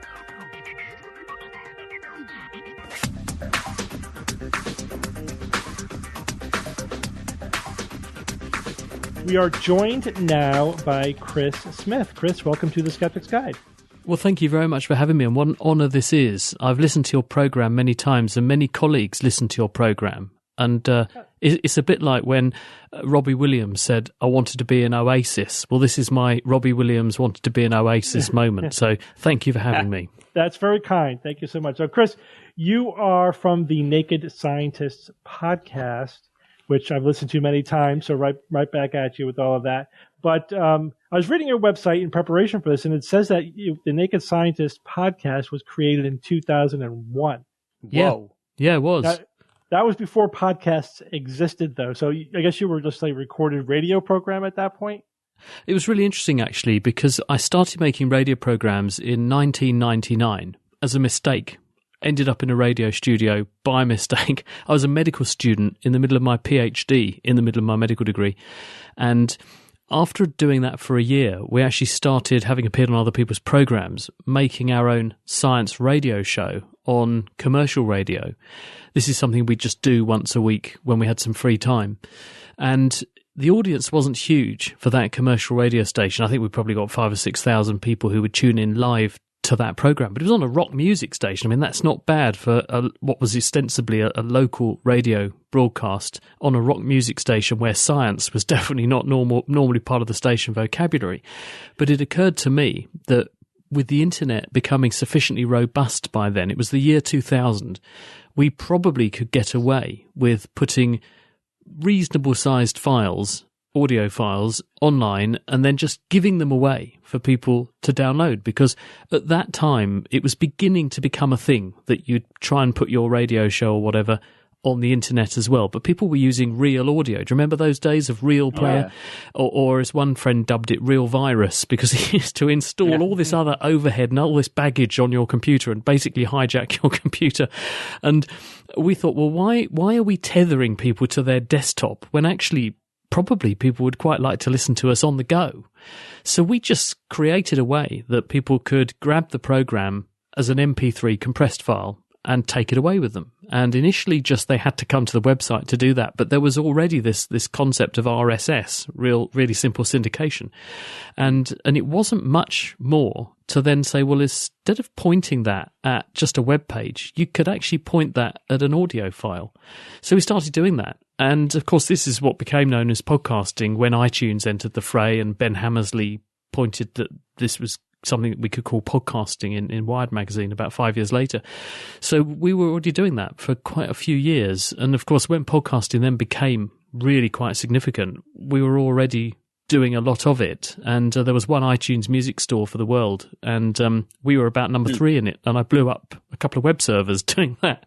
But it did get us a lot of prominence, a lot of listeners, that some of whom have stayed with us for over 20 years. So we're now celebrating our 22nd year of doing this. And some of those people are still there listening. More fool them. No, I'm only joking. Yeah, I was just looking up. RSS started in 1999. Wow. So that was right then. Yeah, we started in 2005. By then, RSS was already up and running. We also did just put our files on our website, but very quickly, as we grew, went to a media host. And that was also about 6 months before Apple iTunes started with a podcast category. So we started just before a podcast really were a thing. You know, here we are, we're 19 years later.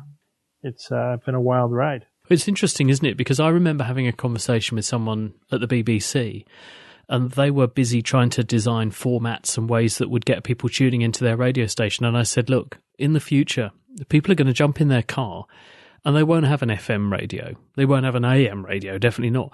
And they definitely won't be deciding which station to tune into. They will basically have an internet connection and they'll listen to anything they like. They won't be constrained by geography. And I didn't realise really quite how prescient that was at the time. I mean, that was just me kind of speculating. as a kind of young and enthusiastic kind of tech savvy student, but it's certainly the way it is now, and it's come to pass, isn't it? Every car that's being sold now has an internet connection one way or another and is downloading digital audio, whether that's streaming or whether that is pre-made, pre-recorded programs like this one. But that's the way it is, and so really we've broken the bounds of geography and the constraints of traditional radio. And that's why it's popular, because it is something you take away with you, take on the go, consume on your terms, not when a broadcaster decides that actually is what you should be listening to right now. And that empowerment is what makes it very, very attractive to people, because it caters for all tastes. Yeah, absolutely. Yeah, I can't remember the last time I just listened to like radio. Well, I tried, and it didn't go well, because, I mean, not only are you assailed by adverts every 10 seconds, but it's more that it just becomes frustrating because you think, well, I'm not really in the mood for that right now. And someone else's choice of what you want, they don't know you because they're not you. And so they're trying to second guess what will appeal to you. Now, some news programs do that really well. And there's still a place for, I think, live broadcasting, bringing you up to the moment, here and now type material. And news is certainly one part of that. But the rest of the time, I don't think it's quite so easy to justify anymore the spend that broadcasters put into radio. And I think digital materials that people can binge on, because that's the nature of the behaviour, isn't it? People tend to sort of binge and purge, as it were. They grab a whole lot of content, listen to it, and then delete it all and fill their machine up with something else. Yeah, I recently had a free month of XM, and I got to say that XM was actually pretty good because it's clean as hell. It's like no static, very, very, very, very clear. And if I was in the mood for like, I just want to hear some comedy, I would throw that on. And that was actually good. Or if I wanted to say, I'll listen to the Beatles. And that was good. But once that month was up, you're like, I don't want to spend $15 a month, yet another monthly fee. And I just went back to my audiobooks as usual on my phone. But it was a nice diversion, but it's still not as good as just listening to what I want to listen to. What book I'm listening to right now is more important than that stuff. The only downside, of course, is that the ability to be introduced to new stuff is a little bit diminished, whereas you end up with this sort of AI system deciding, and it's the same with music. This is the kind of music that Chris likes to listen to, so I'll serve him up more of the same. Yeah. So you do need a little bit of unpredictability. They need to program into the algorithm a little bit of curveballism. To make sure you do get exposed to stuff, because otherwise there is a real danger we all fall into a particular groove that we don't then step outside of. And I think that would be a shame. And one of the great benefits of the way we used to do radio is that you would be confronted with guests, you would be confronted with stories or other viewpoints that you otherwise perhaps, that will challenge you, that you otherwise might not have sought out or been willing to consider. And it does help you to engage with those different viewpoints and perspectives. And there is a danger if you self-select. It's a bit like Twitter, or as we used to call it, going and finding you loads of people who agree with you, rather than finding you people who don't want to cancel you. And so I think there is something to be said for that. Yeah, I agree. I think that's a big problem where basically our content is increasingly being fed to us by algorithms who care only for the amount of money that we're ultimately feeding into the system, not for our well-being, not for our ability to discover new things or interface with people who disagree with us. They want to cocoon us and radicalize us and keep us focused on one thing. Hit that button over and over again.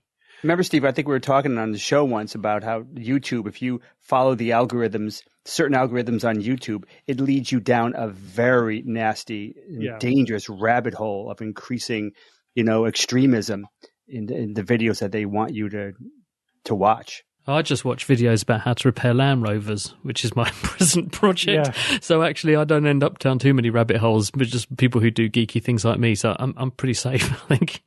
So, Chris, you are, as you said, you went to medical school. You are a medical doctor by training. You're a microbiologist, correct? Yes. So what we do with our training in the UK is dual accredit in microbiology, which gives you medical microbiology and virology.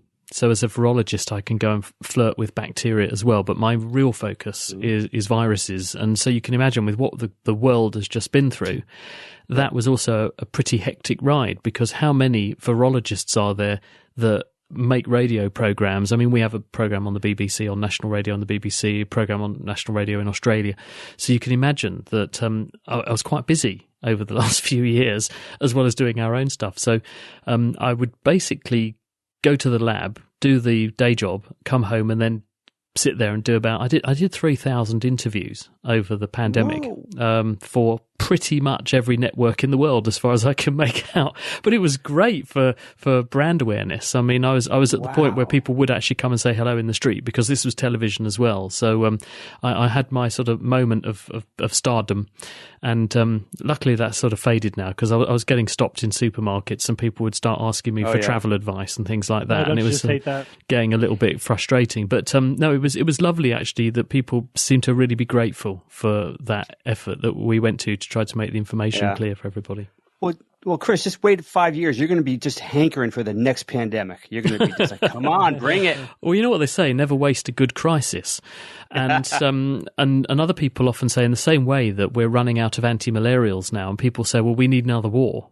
We could end up getting that, couldn't we? But we need a war in the tropics because inevitably in rushes a huge investment into particular sectors when there is a crisis. And COVID has done wonders for mRNA vaccination. It's done wonders for people's understanding, appreciation, and I think support for medicine, viruses, virology, emerging infections, and the mechanisms that cause all those to happen. So I think it's translated into a huge amount of public understanding. So in that respect, it's been valuable, but obviously at a high price. Yeah, obviously nobody would want a pandemic like that, but it was good for media, not just for science media. So, but you, on the Naked Scientists, you cover a lot of different areas of science. So you're actually a science journalist as well as a medical specialist. Yes. I took a year off from medicine when I was first a junior doctor, having done a degree, a medical degree, and a PhD, and then a couple of years of acute general medicine. I said, I'm going to pause for a bit and do something a little bit different. And I got a Winston Churchill Memorial Trust Fellowship that enabled me, because they fund, if you go to them with ideas, they will support, or did support, ideas that are judged to be a once-in-a-lifetime opportunity. And I'd met up with a guy who basically taught me a lot of what I know about making science radio, who was at the ABC in Australia.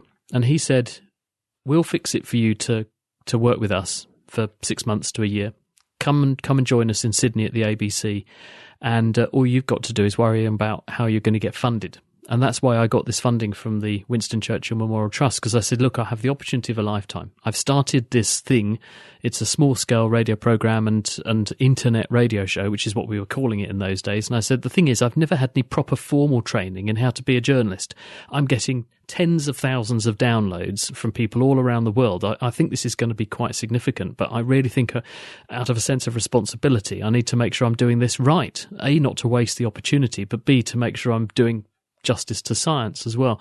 And I got interviewed by a panel of greats for this fellowship, and one of them was Roger Bannister, the guy who ran the mile incredibly quickly, amazing neurologist, and I couldn't believe I was sitting in a room with this guy asking me questions about this.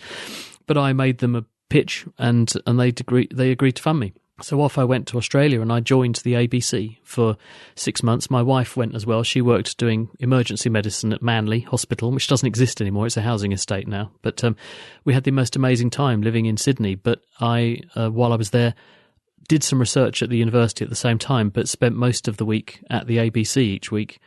And that's where I really cut my teeth learning what a story is, how to turn a story, which is in a journal, into, they'll give you 2 or 3 minutes of national radio airtime on the breakfast show. They'll say, right, you've got 3 minutes and you've got to get that story, a paper in Nature or Science, a top tier journal, you've got to get that across to a general audience. And it was seat of your pants stuff, but I got to learn to do that and do it quite well. And they were obviously sufficiently impressed, because for the next 15 years I carried on doing that as the science correspondent for ABC Radio National. And that's why we still have that relationship with them today, with our program being broadcast there every Friday. And so it's a lovely connection across the planet. Programs that start life at Cambridge University, where I'm based, and then are broadcast in various places all over the world. Also in South Africa, we have a couple of programs in South Africa. Those are phone-in type programs, and on national radio on the BBC. And half of the airtime, they're hour-long programs, but half of the airtime, because we sit in a news slot on the BBC, so we devote half of the program to cutting-edge science news, and then the other half of the airtime each week we devote to a topic, which usually is pegged to something in the news, but we've got a little bit more time to develop the story over that half an hour. So it's both a mixture of fast-paced news with some documentary-style production. How do you feel the gig of science communication has changed over the last 20 years, with social media and the internet and the pandemic and everything? Do you feel like you're getting a lot more pushback from the public, or how would you characterize, your career over that time? Well, I think it was quite a young discipline. It still is a young discipline when I started doing this, but it was something that was beginning to gain momentum. And the way I got started is that when I was doing my PhD, a friend of mine who I actually started The Naked Scientist with, she was funded by one of our research councils, and she had in her pigeonhole one day this piece of paper, and it said, "New grant scheme for the new millennium." And it was an opportunity to bid for some money to get little projects off the ground for early career scientists.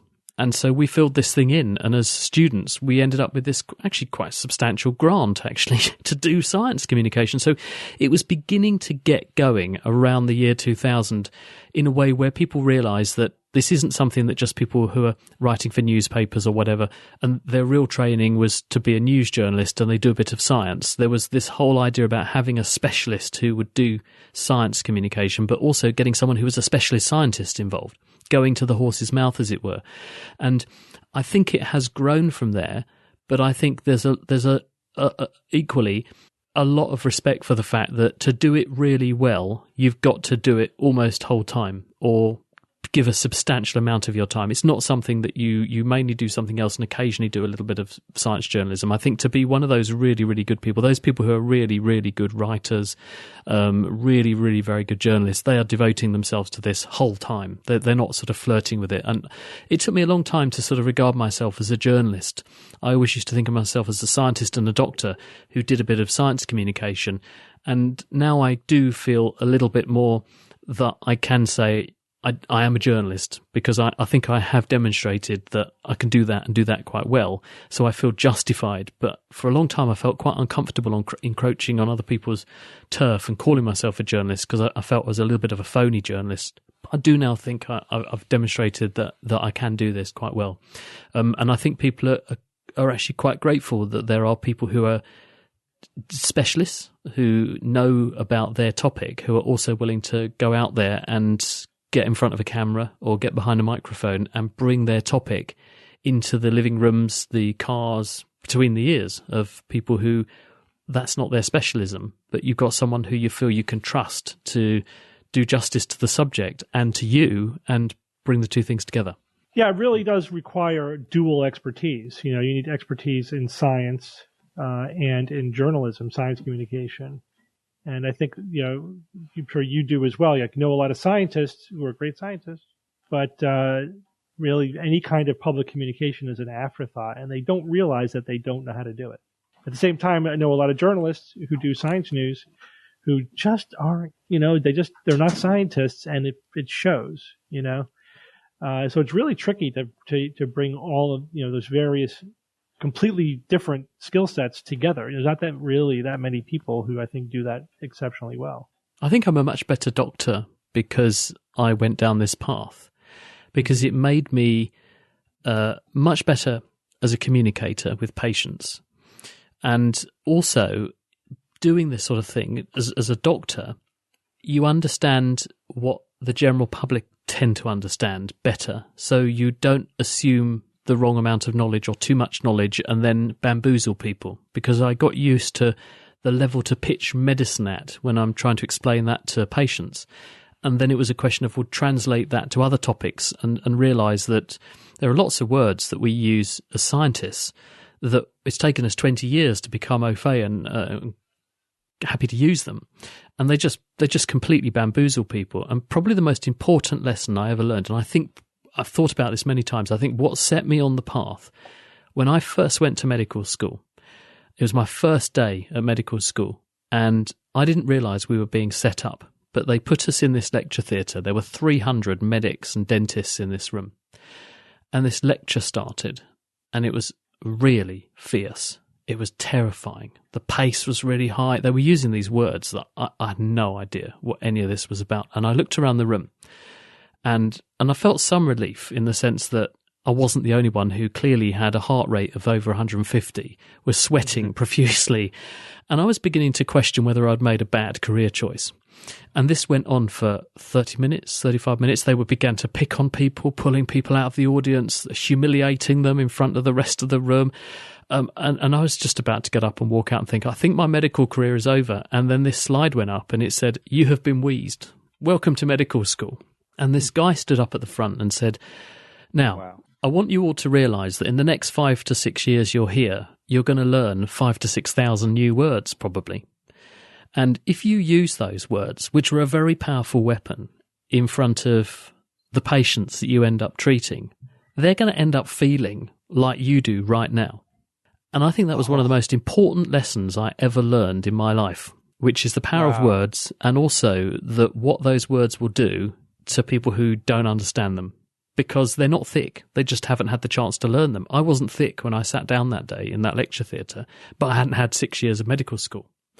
Mm-hmm. And that made a huge impression on me, and it never left me, as you can probably tell. And I think that really needs passing on to many people, because we end up in our laboratories and we talk to each other and we think that unless we use all these long words, complicated language, and sound like we've swallowed a medical encyclopedia, people will think less of us. But in fact, it's the reverse. And people think less of us when we're incomprehensible, rather than when we make things simple and accessible for everyone to understand. Yeah, I totally agree. That's a great way to put it. So those 5,000 words, I mean, you're talking about like everything to do with your career, right? This is all like professional words that professionals use, or, give me more ideas about that. Well, there's 206 bones in the human body, and I hadn't heard of any of them really, apart from your arse and your elbow when I started. So, anatomy, there's hundreds of different anatomical terms. Most of it's all in Latin. Then you've got all of the conditions and neoplasia. Now, when we want to talk about cancer in front of a patient but flag it up to another doctor without the person actually realising, you describe it as a possible neoplasm. Let's do some blood tests and just check, because then the person won't twig that you're saying, well, we better just rule out cancer. But so you can use it helpfully under certain circumstances. But if you turn around to someone and say, "Yes, well, I think you've got a neoplasm," they're going to look at you blankly until you say, "Oh, sorry, I meant cancer." And then, of course, their world falls apart. So it's really important to make sure you use the right word in the right context. So there are pros and cons to this. How much do you find that you confront pseudoscience? Because we are a critical thinking science podcast, which is kind of a special sub niche, I think, of science communication, and the Naked Scientist is more of a straightforward science communication podcast. But how much do you feel like you have to confront the misconceptions and the pseudoscience and the conspiracy theories and not just talk about the science? Or do you feel like you can comfortably ignore that and just present straightforward science? I think there's a danger if you go out there saying, "I'm going to myth bust," that A, people will remember the myth and not the reality. That's always a danger. And B, it comes over as quite confrontational sometimes, and it plays into the hands of the people who actually you're trying to talk down. A good example of this is the other day I did a program for the BBC on one of our network programs, and there was a question about measles. And inevitably, when you're talking about measles, we're seeing very big increases in cases of measles in many countries, including the US and the UK at the moment, because of under-vaccination. And the reason we've got under-vaccination is partly because of a legacy from about 20 years ago of a really bad publication in The Lancet that suggested an association between a certain suite of vaccines and autism. Yeah. And as soon as I started to talk about measles, inevitably you start to get people saying, "And you're urging people to get vaccinated with a vaccine that causes all these side effects." And I then do engage with people, but I don't engage with them in confrontation and say, "Well, I'm going to blow this out of the water." I actually say, well, let's look at the evidence. And probably the most compelling evidence about that thing came to me in a sort of publication that was produced a couple of years after the scandal. And it was done in Japan, and researchers, I think it's in the Journal of Infection, and researchers there said, well, we're going to do a natural experiment because in this part of Japan, we're stopping giving MMR for a while. And so we're just going to follow up hundreds of thousands of people who either were or weren't vaccinated, and we're going to track the rates of autism. And so you end up with a natural experiment where no one is selected, no bias, because you're just making an observation, and you're following the rates of autism versus the rates of vaccination. Now, if there is a causal relationship between I give this vaccine and I cause some people to develop a problem, I should see a dose-dependent relationship. The more of the thing I give, the more of the outcome I should get. Ergo, if you cut down the vaccination rates from nearly 100% of the population to 0, then you should see a very big drop to a baseline of some kind in the rates of whatever you think that vaccine is causing, including, say, autism. Well, they did that, and what they saw was rates of autism climbed, which showed there was absolutely no association whatsoever between rates of vaccination and rates of autism. And that's a very reassuring message because there was no selection bias, there was no population difference, it was just a natural experiment.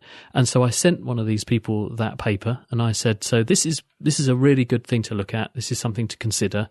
And the person ended up having a very nice conversation with me off the back of what started out quite confrontationally with where are you getting your data from, who did this, who funded the research, which drug company, all the usual things that sort of people pick up when they listen to social media. And this person then ended up saying, well, thank you, I now understand that, and I think I'll reevaluate my opinion. It was really based on my own instincts rather than on any evidence. Well, that's a rare response. There are some times when you can deal with the false belief through the information deficit approach, but there's pretty good evidence that doesn't work for a lot of topics or a lot of the time. So it's more complicated than that. I mean, I agree with you. I always start there. I always start with, well, here's some references. Here are the facts. Not confrontational. But that doesn't always work. Sometimes the problem is not a lack of information. It's other things. The presence of conspiracy thinking, the presence of the illusion of knowledge. Again, I'm always curious, for the non-skeptical scientists, how often they end up confronting that and how they deal with that, because it does seem like that's a growing and pervasive problem in the science communication space. I did get, during COVID, a little bit of this because I was among the first people to get the Pfizer vaccine in the UK because as a practicing hospital doctor and a virologist, we were right at the front to try and keep us all at work. And I thought this will inspire public confidence if I post to what we used to call Twitter some pictures of us getting shot up and the patient information leaflet. So I did that, and I then got sent the circuit diagram for the microchips that were in the vaccine that Bill Gates had put in there to now monitor my thoughts. And it's quite funny because I looked at this circuit diagram and I thought, well, that doesn't look like any microchip I've ever seen. And I looked it up in a bit more detail, and it was the wow pedal for a guitar. So said, well, it did make me go wow, but not for the reason that you thought it would. Right. So we actually then turned it into a little bit of fun, and we were able to sort of disabuse people of the notion that we were full of microchips. We were full of guitar wow pedals instead, very small ones. Can I ask you one more question? Why the naked scientists? Well, quite simply because people asked me that question. It was pure shallow marketing. And what happened is that it was the year 2000. I was having avoidance behaviour when I should have been writing my thesis and doing the washing up. And I was thinking, what would make a really good title for the next series of the radio programme we're going to make when I finally finish my medical finals and write my thesis up? And I thought, there's a naked chef, because Jamie Oliver was just getting going at that time. And I thought, naked scientists would be quite funny. And it would make people laugh and then think, a bit like Mark Abrahams encourages people to do with the Ig Nobels. And I think no one owns the domain name, and that was the most important one. So I went on the internet and checked it out, and no one owned any of the naked scientists' names. So I just got my credit card out, spent my student loan, and bought them all. and then we launched it, and it was a rip-roaring success because it lent itself to all these funky straplines like stripping down science and lifting the lab coat and laying the facts bare and all that kind of thing. But it was that pairing of the word naked, and for the first about, I don't know, year of the website existing, most of the referrals on Google were for the word naked. And so I could justifiably argue to our funders and sponsors and supporters that we were not preaching to the converted, because what we were serving up was not the naked they were looking for. But the evidence we had was they stuck around and became our fans. So thanks, naked people. You stayed with us for all this time. And you saying that it was hard, or you were happy to get the domain name. Now, this was back in 99? Yeah. 2001, I actually bought all the names. Yeah. Yeah, I mean, today, forget it, right? Like, there are so many websites out there now compared to when we were doing, the very beginning of this. Like, you probably would never get that today. No. Most people have, because the other thing that was going on, it was just around the time when the .bomb was happening. So there was a lot of predatory purchasing going on where people were speculating on a name. They didn't actually have any assets. There was nothing built, but people thought, I reckon blah-de-blah.com is going to become a huge hit. So, hey, pay me £100,000 for it. So there was a lot of that predatory buying, but luckily no one had thought to buy that one. So that became our name, and I registered the trademark as well. So actually trademarked it. So I got to learn a little bit about IP law and that kind of thing. And that has been the foundation that we've built everything on since. Well, Chris, it's been great having you on the show. Thanks for giving us your time. Oh, it's been great fun. A great chit-chat. Thank you very much for having me. It's time for Science or Fiction.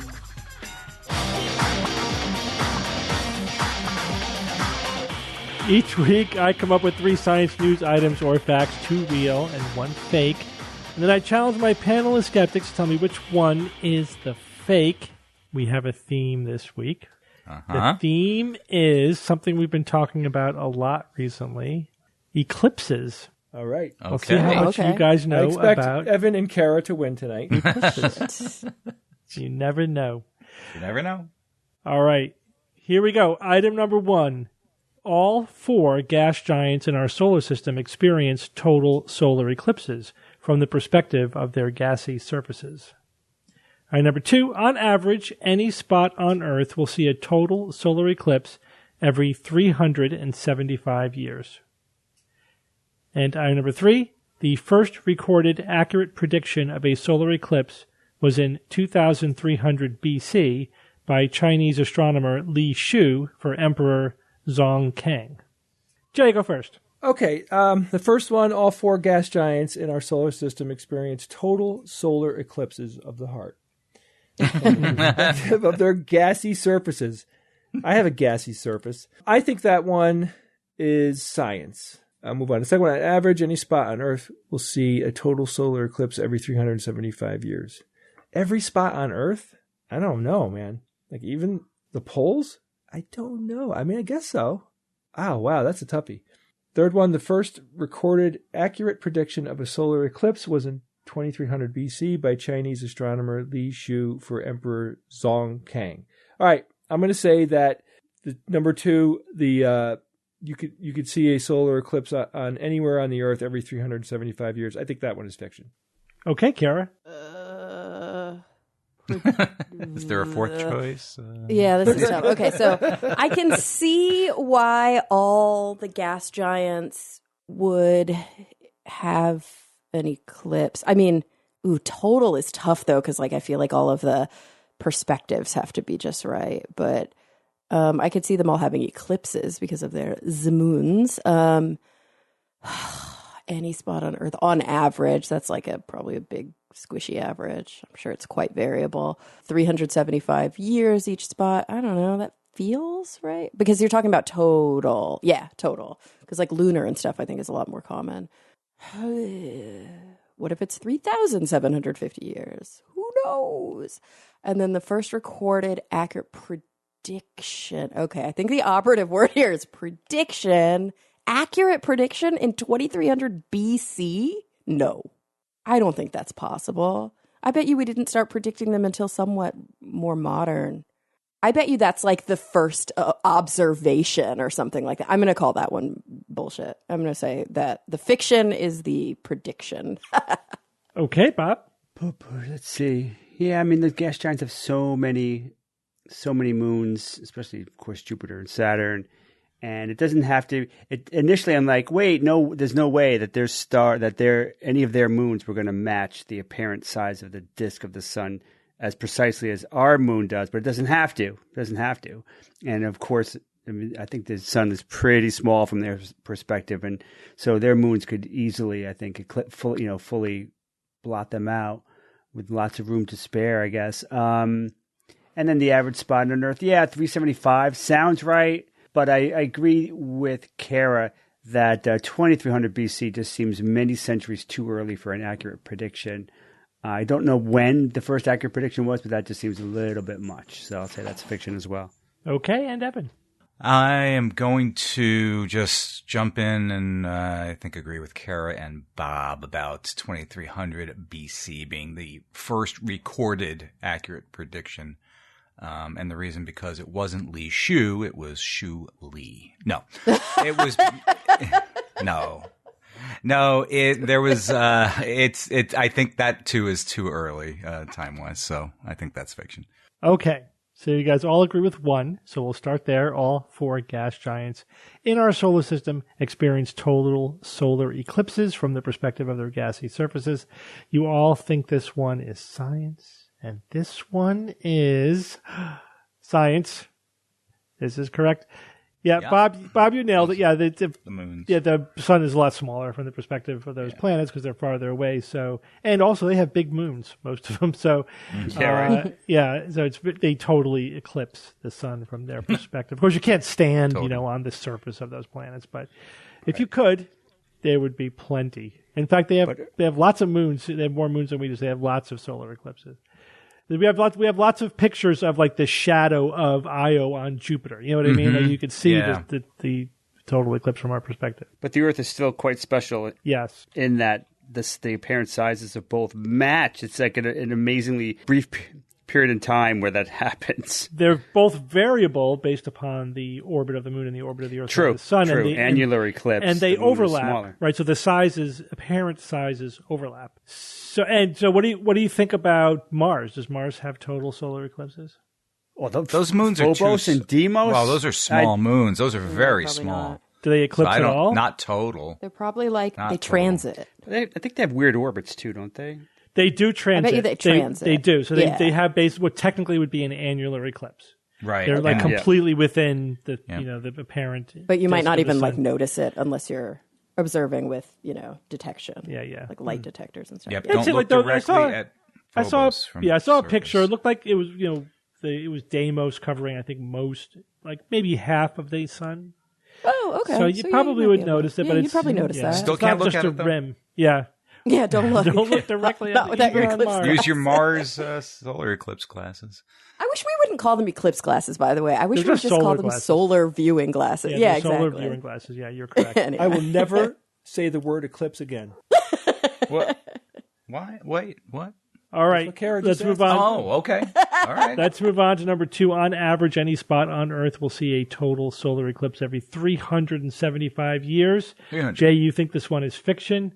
The rest of you think this one is science. Jay, what do you think that the period is if it's not 375 years? I mean, my gut was telling me that it just doesn't happen on certain spots on the planet. Yeah, it's possible. It doesn't happen everywhere. That wouldn't shock me. That wouldn't shock me. Yeah. But I wonder if that is still like never is still going to calculate into an average, right? So. Oh, I see what you're saying. Yeah. Like that's how means On a work. long enough time scale, that might. This What kind of average are we talking about? This Yes, 375 may not hold This up. one is science. This is science. Sorry, Jay. Yeah, no, I do think every spot on Earth does get a total solar eclipse at some point. Wow. It's never zero. It's not like infinite years. Not yet. And the range isn't that much. It's like 320 to something. So there was one spot on the United States that will have 2 solar eclipses within 4 years. That's because the paths cross right on that one spot. You know what I mean? Yep. Nice. Yeah. That's pretty cool. So that's got to happen all the time. But yeah, that's why you got to take an average. Steve, isn't it true, though, during an eclipse that depending on where you are, you could see Jesus. Pretty sure that's silence. That could be true of anything. Anytime, anywhere. That's right, Evan, you're right. All right, all this means that the first recorded accurate prediction of a solar eclipse was in 2300 BC by Chinese astronomer Li Shu for Emperor Zongkang is the fiction, but when was the first predicted solar eclipse? Oh, boy. Kara thinks it's in modern times. Well, it definitely isn't 2300 after the Common Era. It's like 900 or 1,000 or something around there. Maybe probably. somewhere right around the Common Era. So, That might still be have you too ever early. heard of the eclipse of Thales? Is that the 11? No. I think I have. 1166? The eclipse of Thales, Thales of Miletus, accurately predicted a solar eclipse. And they think this is the eclipse of 585 BC, May 28th, 585 BC. BC, good. still nice. That's 585. nuts. He was awesome. And how were they able to predict eclipses? Because eclipses have cycles, right? Oh, yes. And they have 18-year cycles. But there's multiple 18-year cycles. Uh-huh. Steve, did they know not to look at the sun during the eclipse? I wonder how many eyes were damaged. Yeah, this is called the Saros cycle, Saros. And they, the ancient Greeks figured out that there was this cycle, and then you could actually predict when they were coming back. So That's the nuts. eclipse of Thales. Did they even know? I mean, did they even know what an eclipse was? What was happening? By then, yes. I mean, other cultures, older cultures, like the Chinese, thought it was some demon consuming the sun. At least that was their mythology, right? When did we become heliocentric? What year was that was Oh, gosh, 16... that was Copernicus, right? Yeah, Yeah. 1610. So, like, that's the crazy thing, that they could do this without knowing really important things. Oh, right, yeah. About the dynamics up there. The sun and the moon moved around the earth in those Right, days. so Kara, it you was wanna hear something reliable, even crazier, but not Kara? valid. What? Back then, there were no hamburgers. I know. How did they survive? I mean, just think about that. Did they brush their teeth? Okay. No, but yeah, like, it's like validity and reliability, right? Like, there was a reliable period, even if they couldn't explain exactly what was happening. Right. They could make the observation. And they basically were astrologers, right? There was no real difference between astrologers and astronomers. And astrologers had to accurately predict stuff because that had important implications. So in ancient China, eclipses were thought to foretell the fortune of an emperor. So the emperor had astrologers try to predict eclipses for them. And in fact, Li Shu in 2650 BC did record a solar eclipse, but he didn't predict it. And Emperor Zongkang, he was totally different time. That was 2300 BC, so that's 350 years later. He killed his two court astrologers for failing to predict an eclipse. Oh, it was a dangerous thing being There was an eclipse, they didn't predict it, dead. No, thank you. Yeah. Don't want dangerous that business. And it was then 200 more years, basically, until Thales was able to do it. Now, the eclipse of Thales is not 100% of scholars agree that he actually did make the prediction. Because we're inferring from whatever records we have, but it seems like it's a pretty good inference. Like, he probably did predict it, but it is disputed. I'll throw that out there. You could look it up yourself if you want to. Do you know what the word eclipse, the etymology of the word eclipse, where does it come from? It is Greek. Greek for I don't know. Something passing in front of something else? No, to be abandoned. To be abandoned. Because they thought the gods were abandoning them. Yeah. That's so sad. Only Like for a parent second, saying, I have Maybe no 4.5 child. I'm sorry, son. Good job, guys. Trying to buff up our eclipse knowledge before the event. Yes. In fact, the extravaganza in Texas that we're going to have on April 6th is going to be an eclipse-themed extravaganza. That's correct. So George is going to be hitting us with all kinds of eclipse stuff. There might be even more eclipse trivia. Yeah, I wonder if you just spoiler alerted one of There's so many George's things. questions. There's so many things, but we'll see. All right, Evan, give us a quote. This week's quote was suggested by listener Scott from Reno. I'm going to assume Reno, Nevada. Thank you, Scott. He says, I don't recall if I suggested this quote before, but it's one of my favorites from Stephen Jay Gould. Here it is. The spirit of Plato dies hard. We have been unable to escape the philosophical tradition that what we can see and measure in the real world is merely the superficial and imperfect representation of an underlying reality. And that's from his book, The Mismeasure of Man. Good book. I read it. Constructivism. Love it. Mm-hmm. Yeah, I mean, it's too bad that Gould died somewhat young. His body of work is amazing. If you are interested in paleontology, just general scientific nerdiness or science communication, he is a great read. His books were wonderful. He was a real essayist, and there's not that many people who really fully developed that skill, but he was excellent. All right, well, thank you guys for joining me this week. Sure, man. Thank you, Steve. Thanks. And until next week, this is your Skeptic's Guide to the Universe. Skeptic's Guide to the Universe is produced by SGU Productions, dedicated to promoting science and critical thinking. For more information, visit us at theskepticsguide.org. Send your questions to info@theskepticsguide.org. And if you would like to support the show and all the work that we do, go to patreon.com/skepticsguide and consider becoming a patron and becoming part of the SGU community. Our listeners and supporters are what make SGU possible.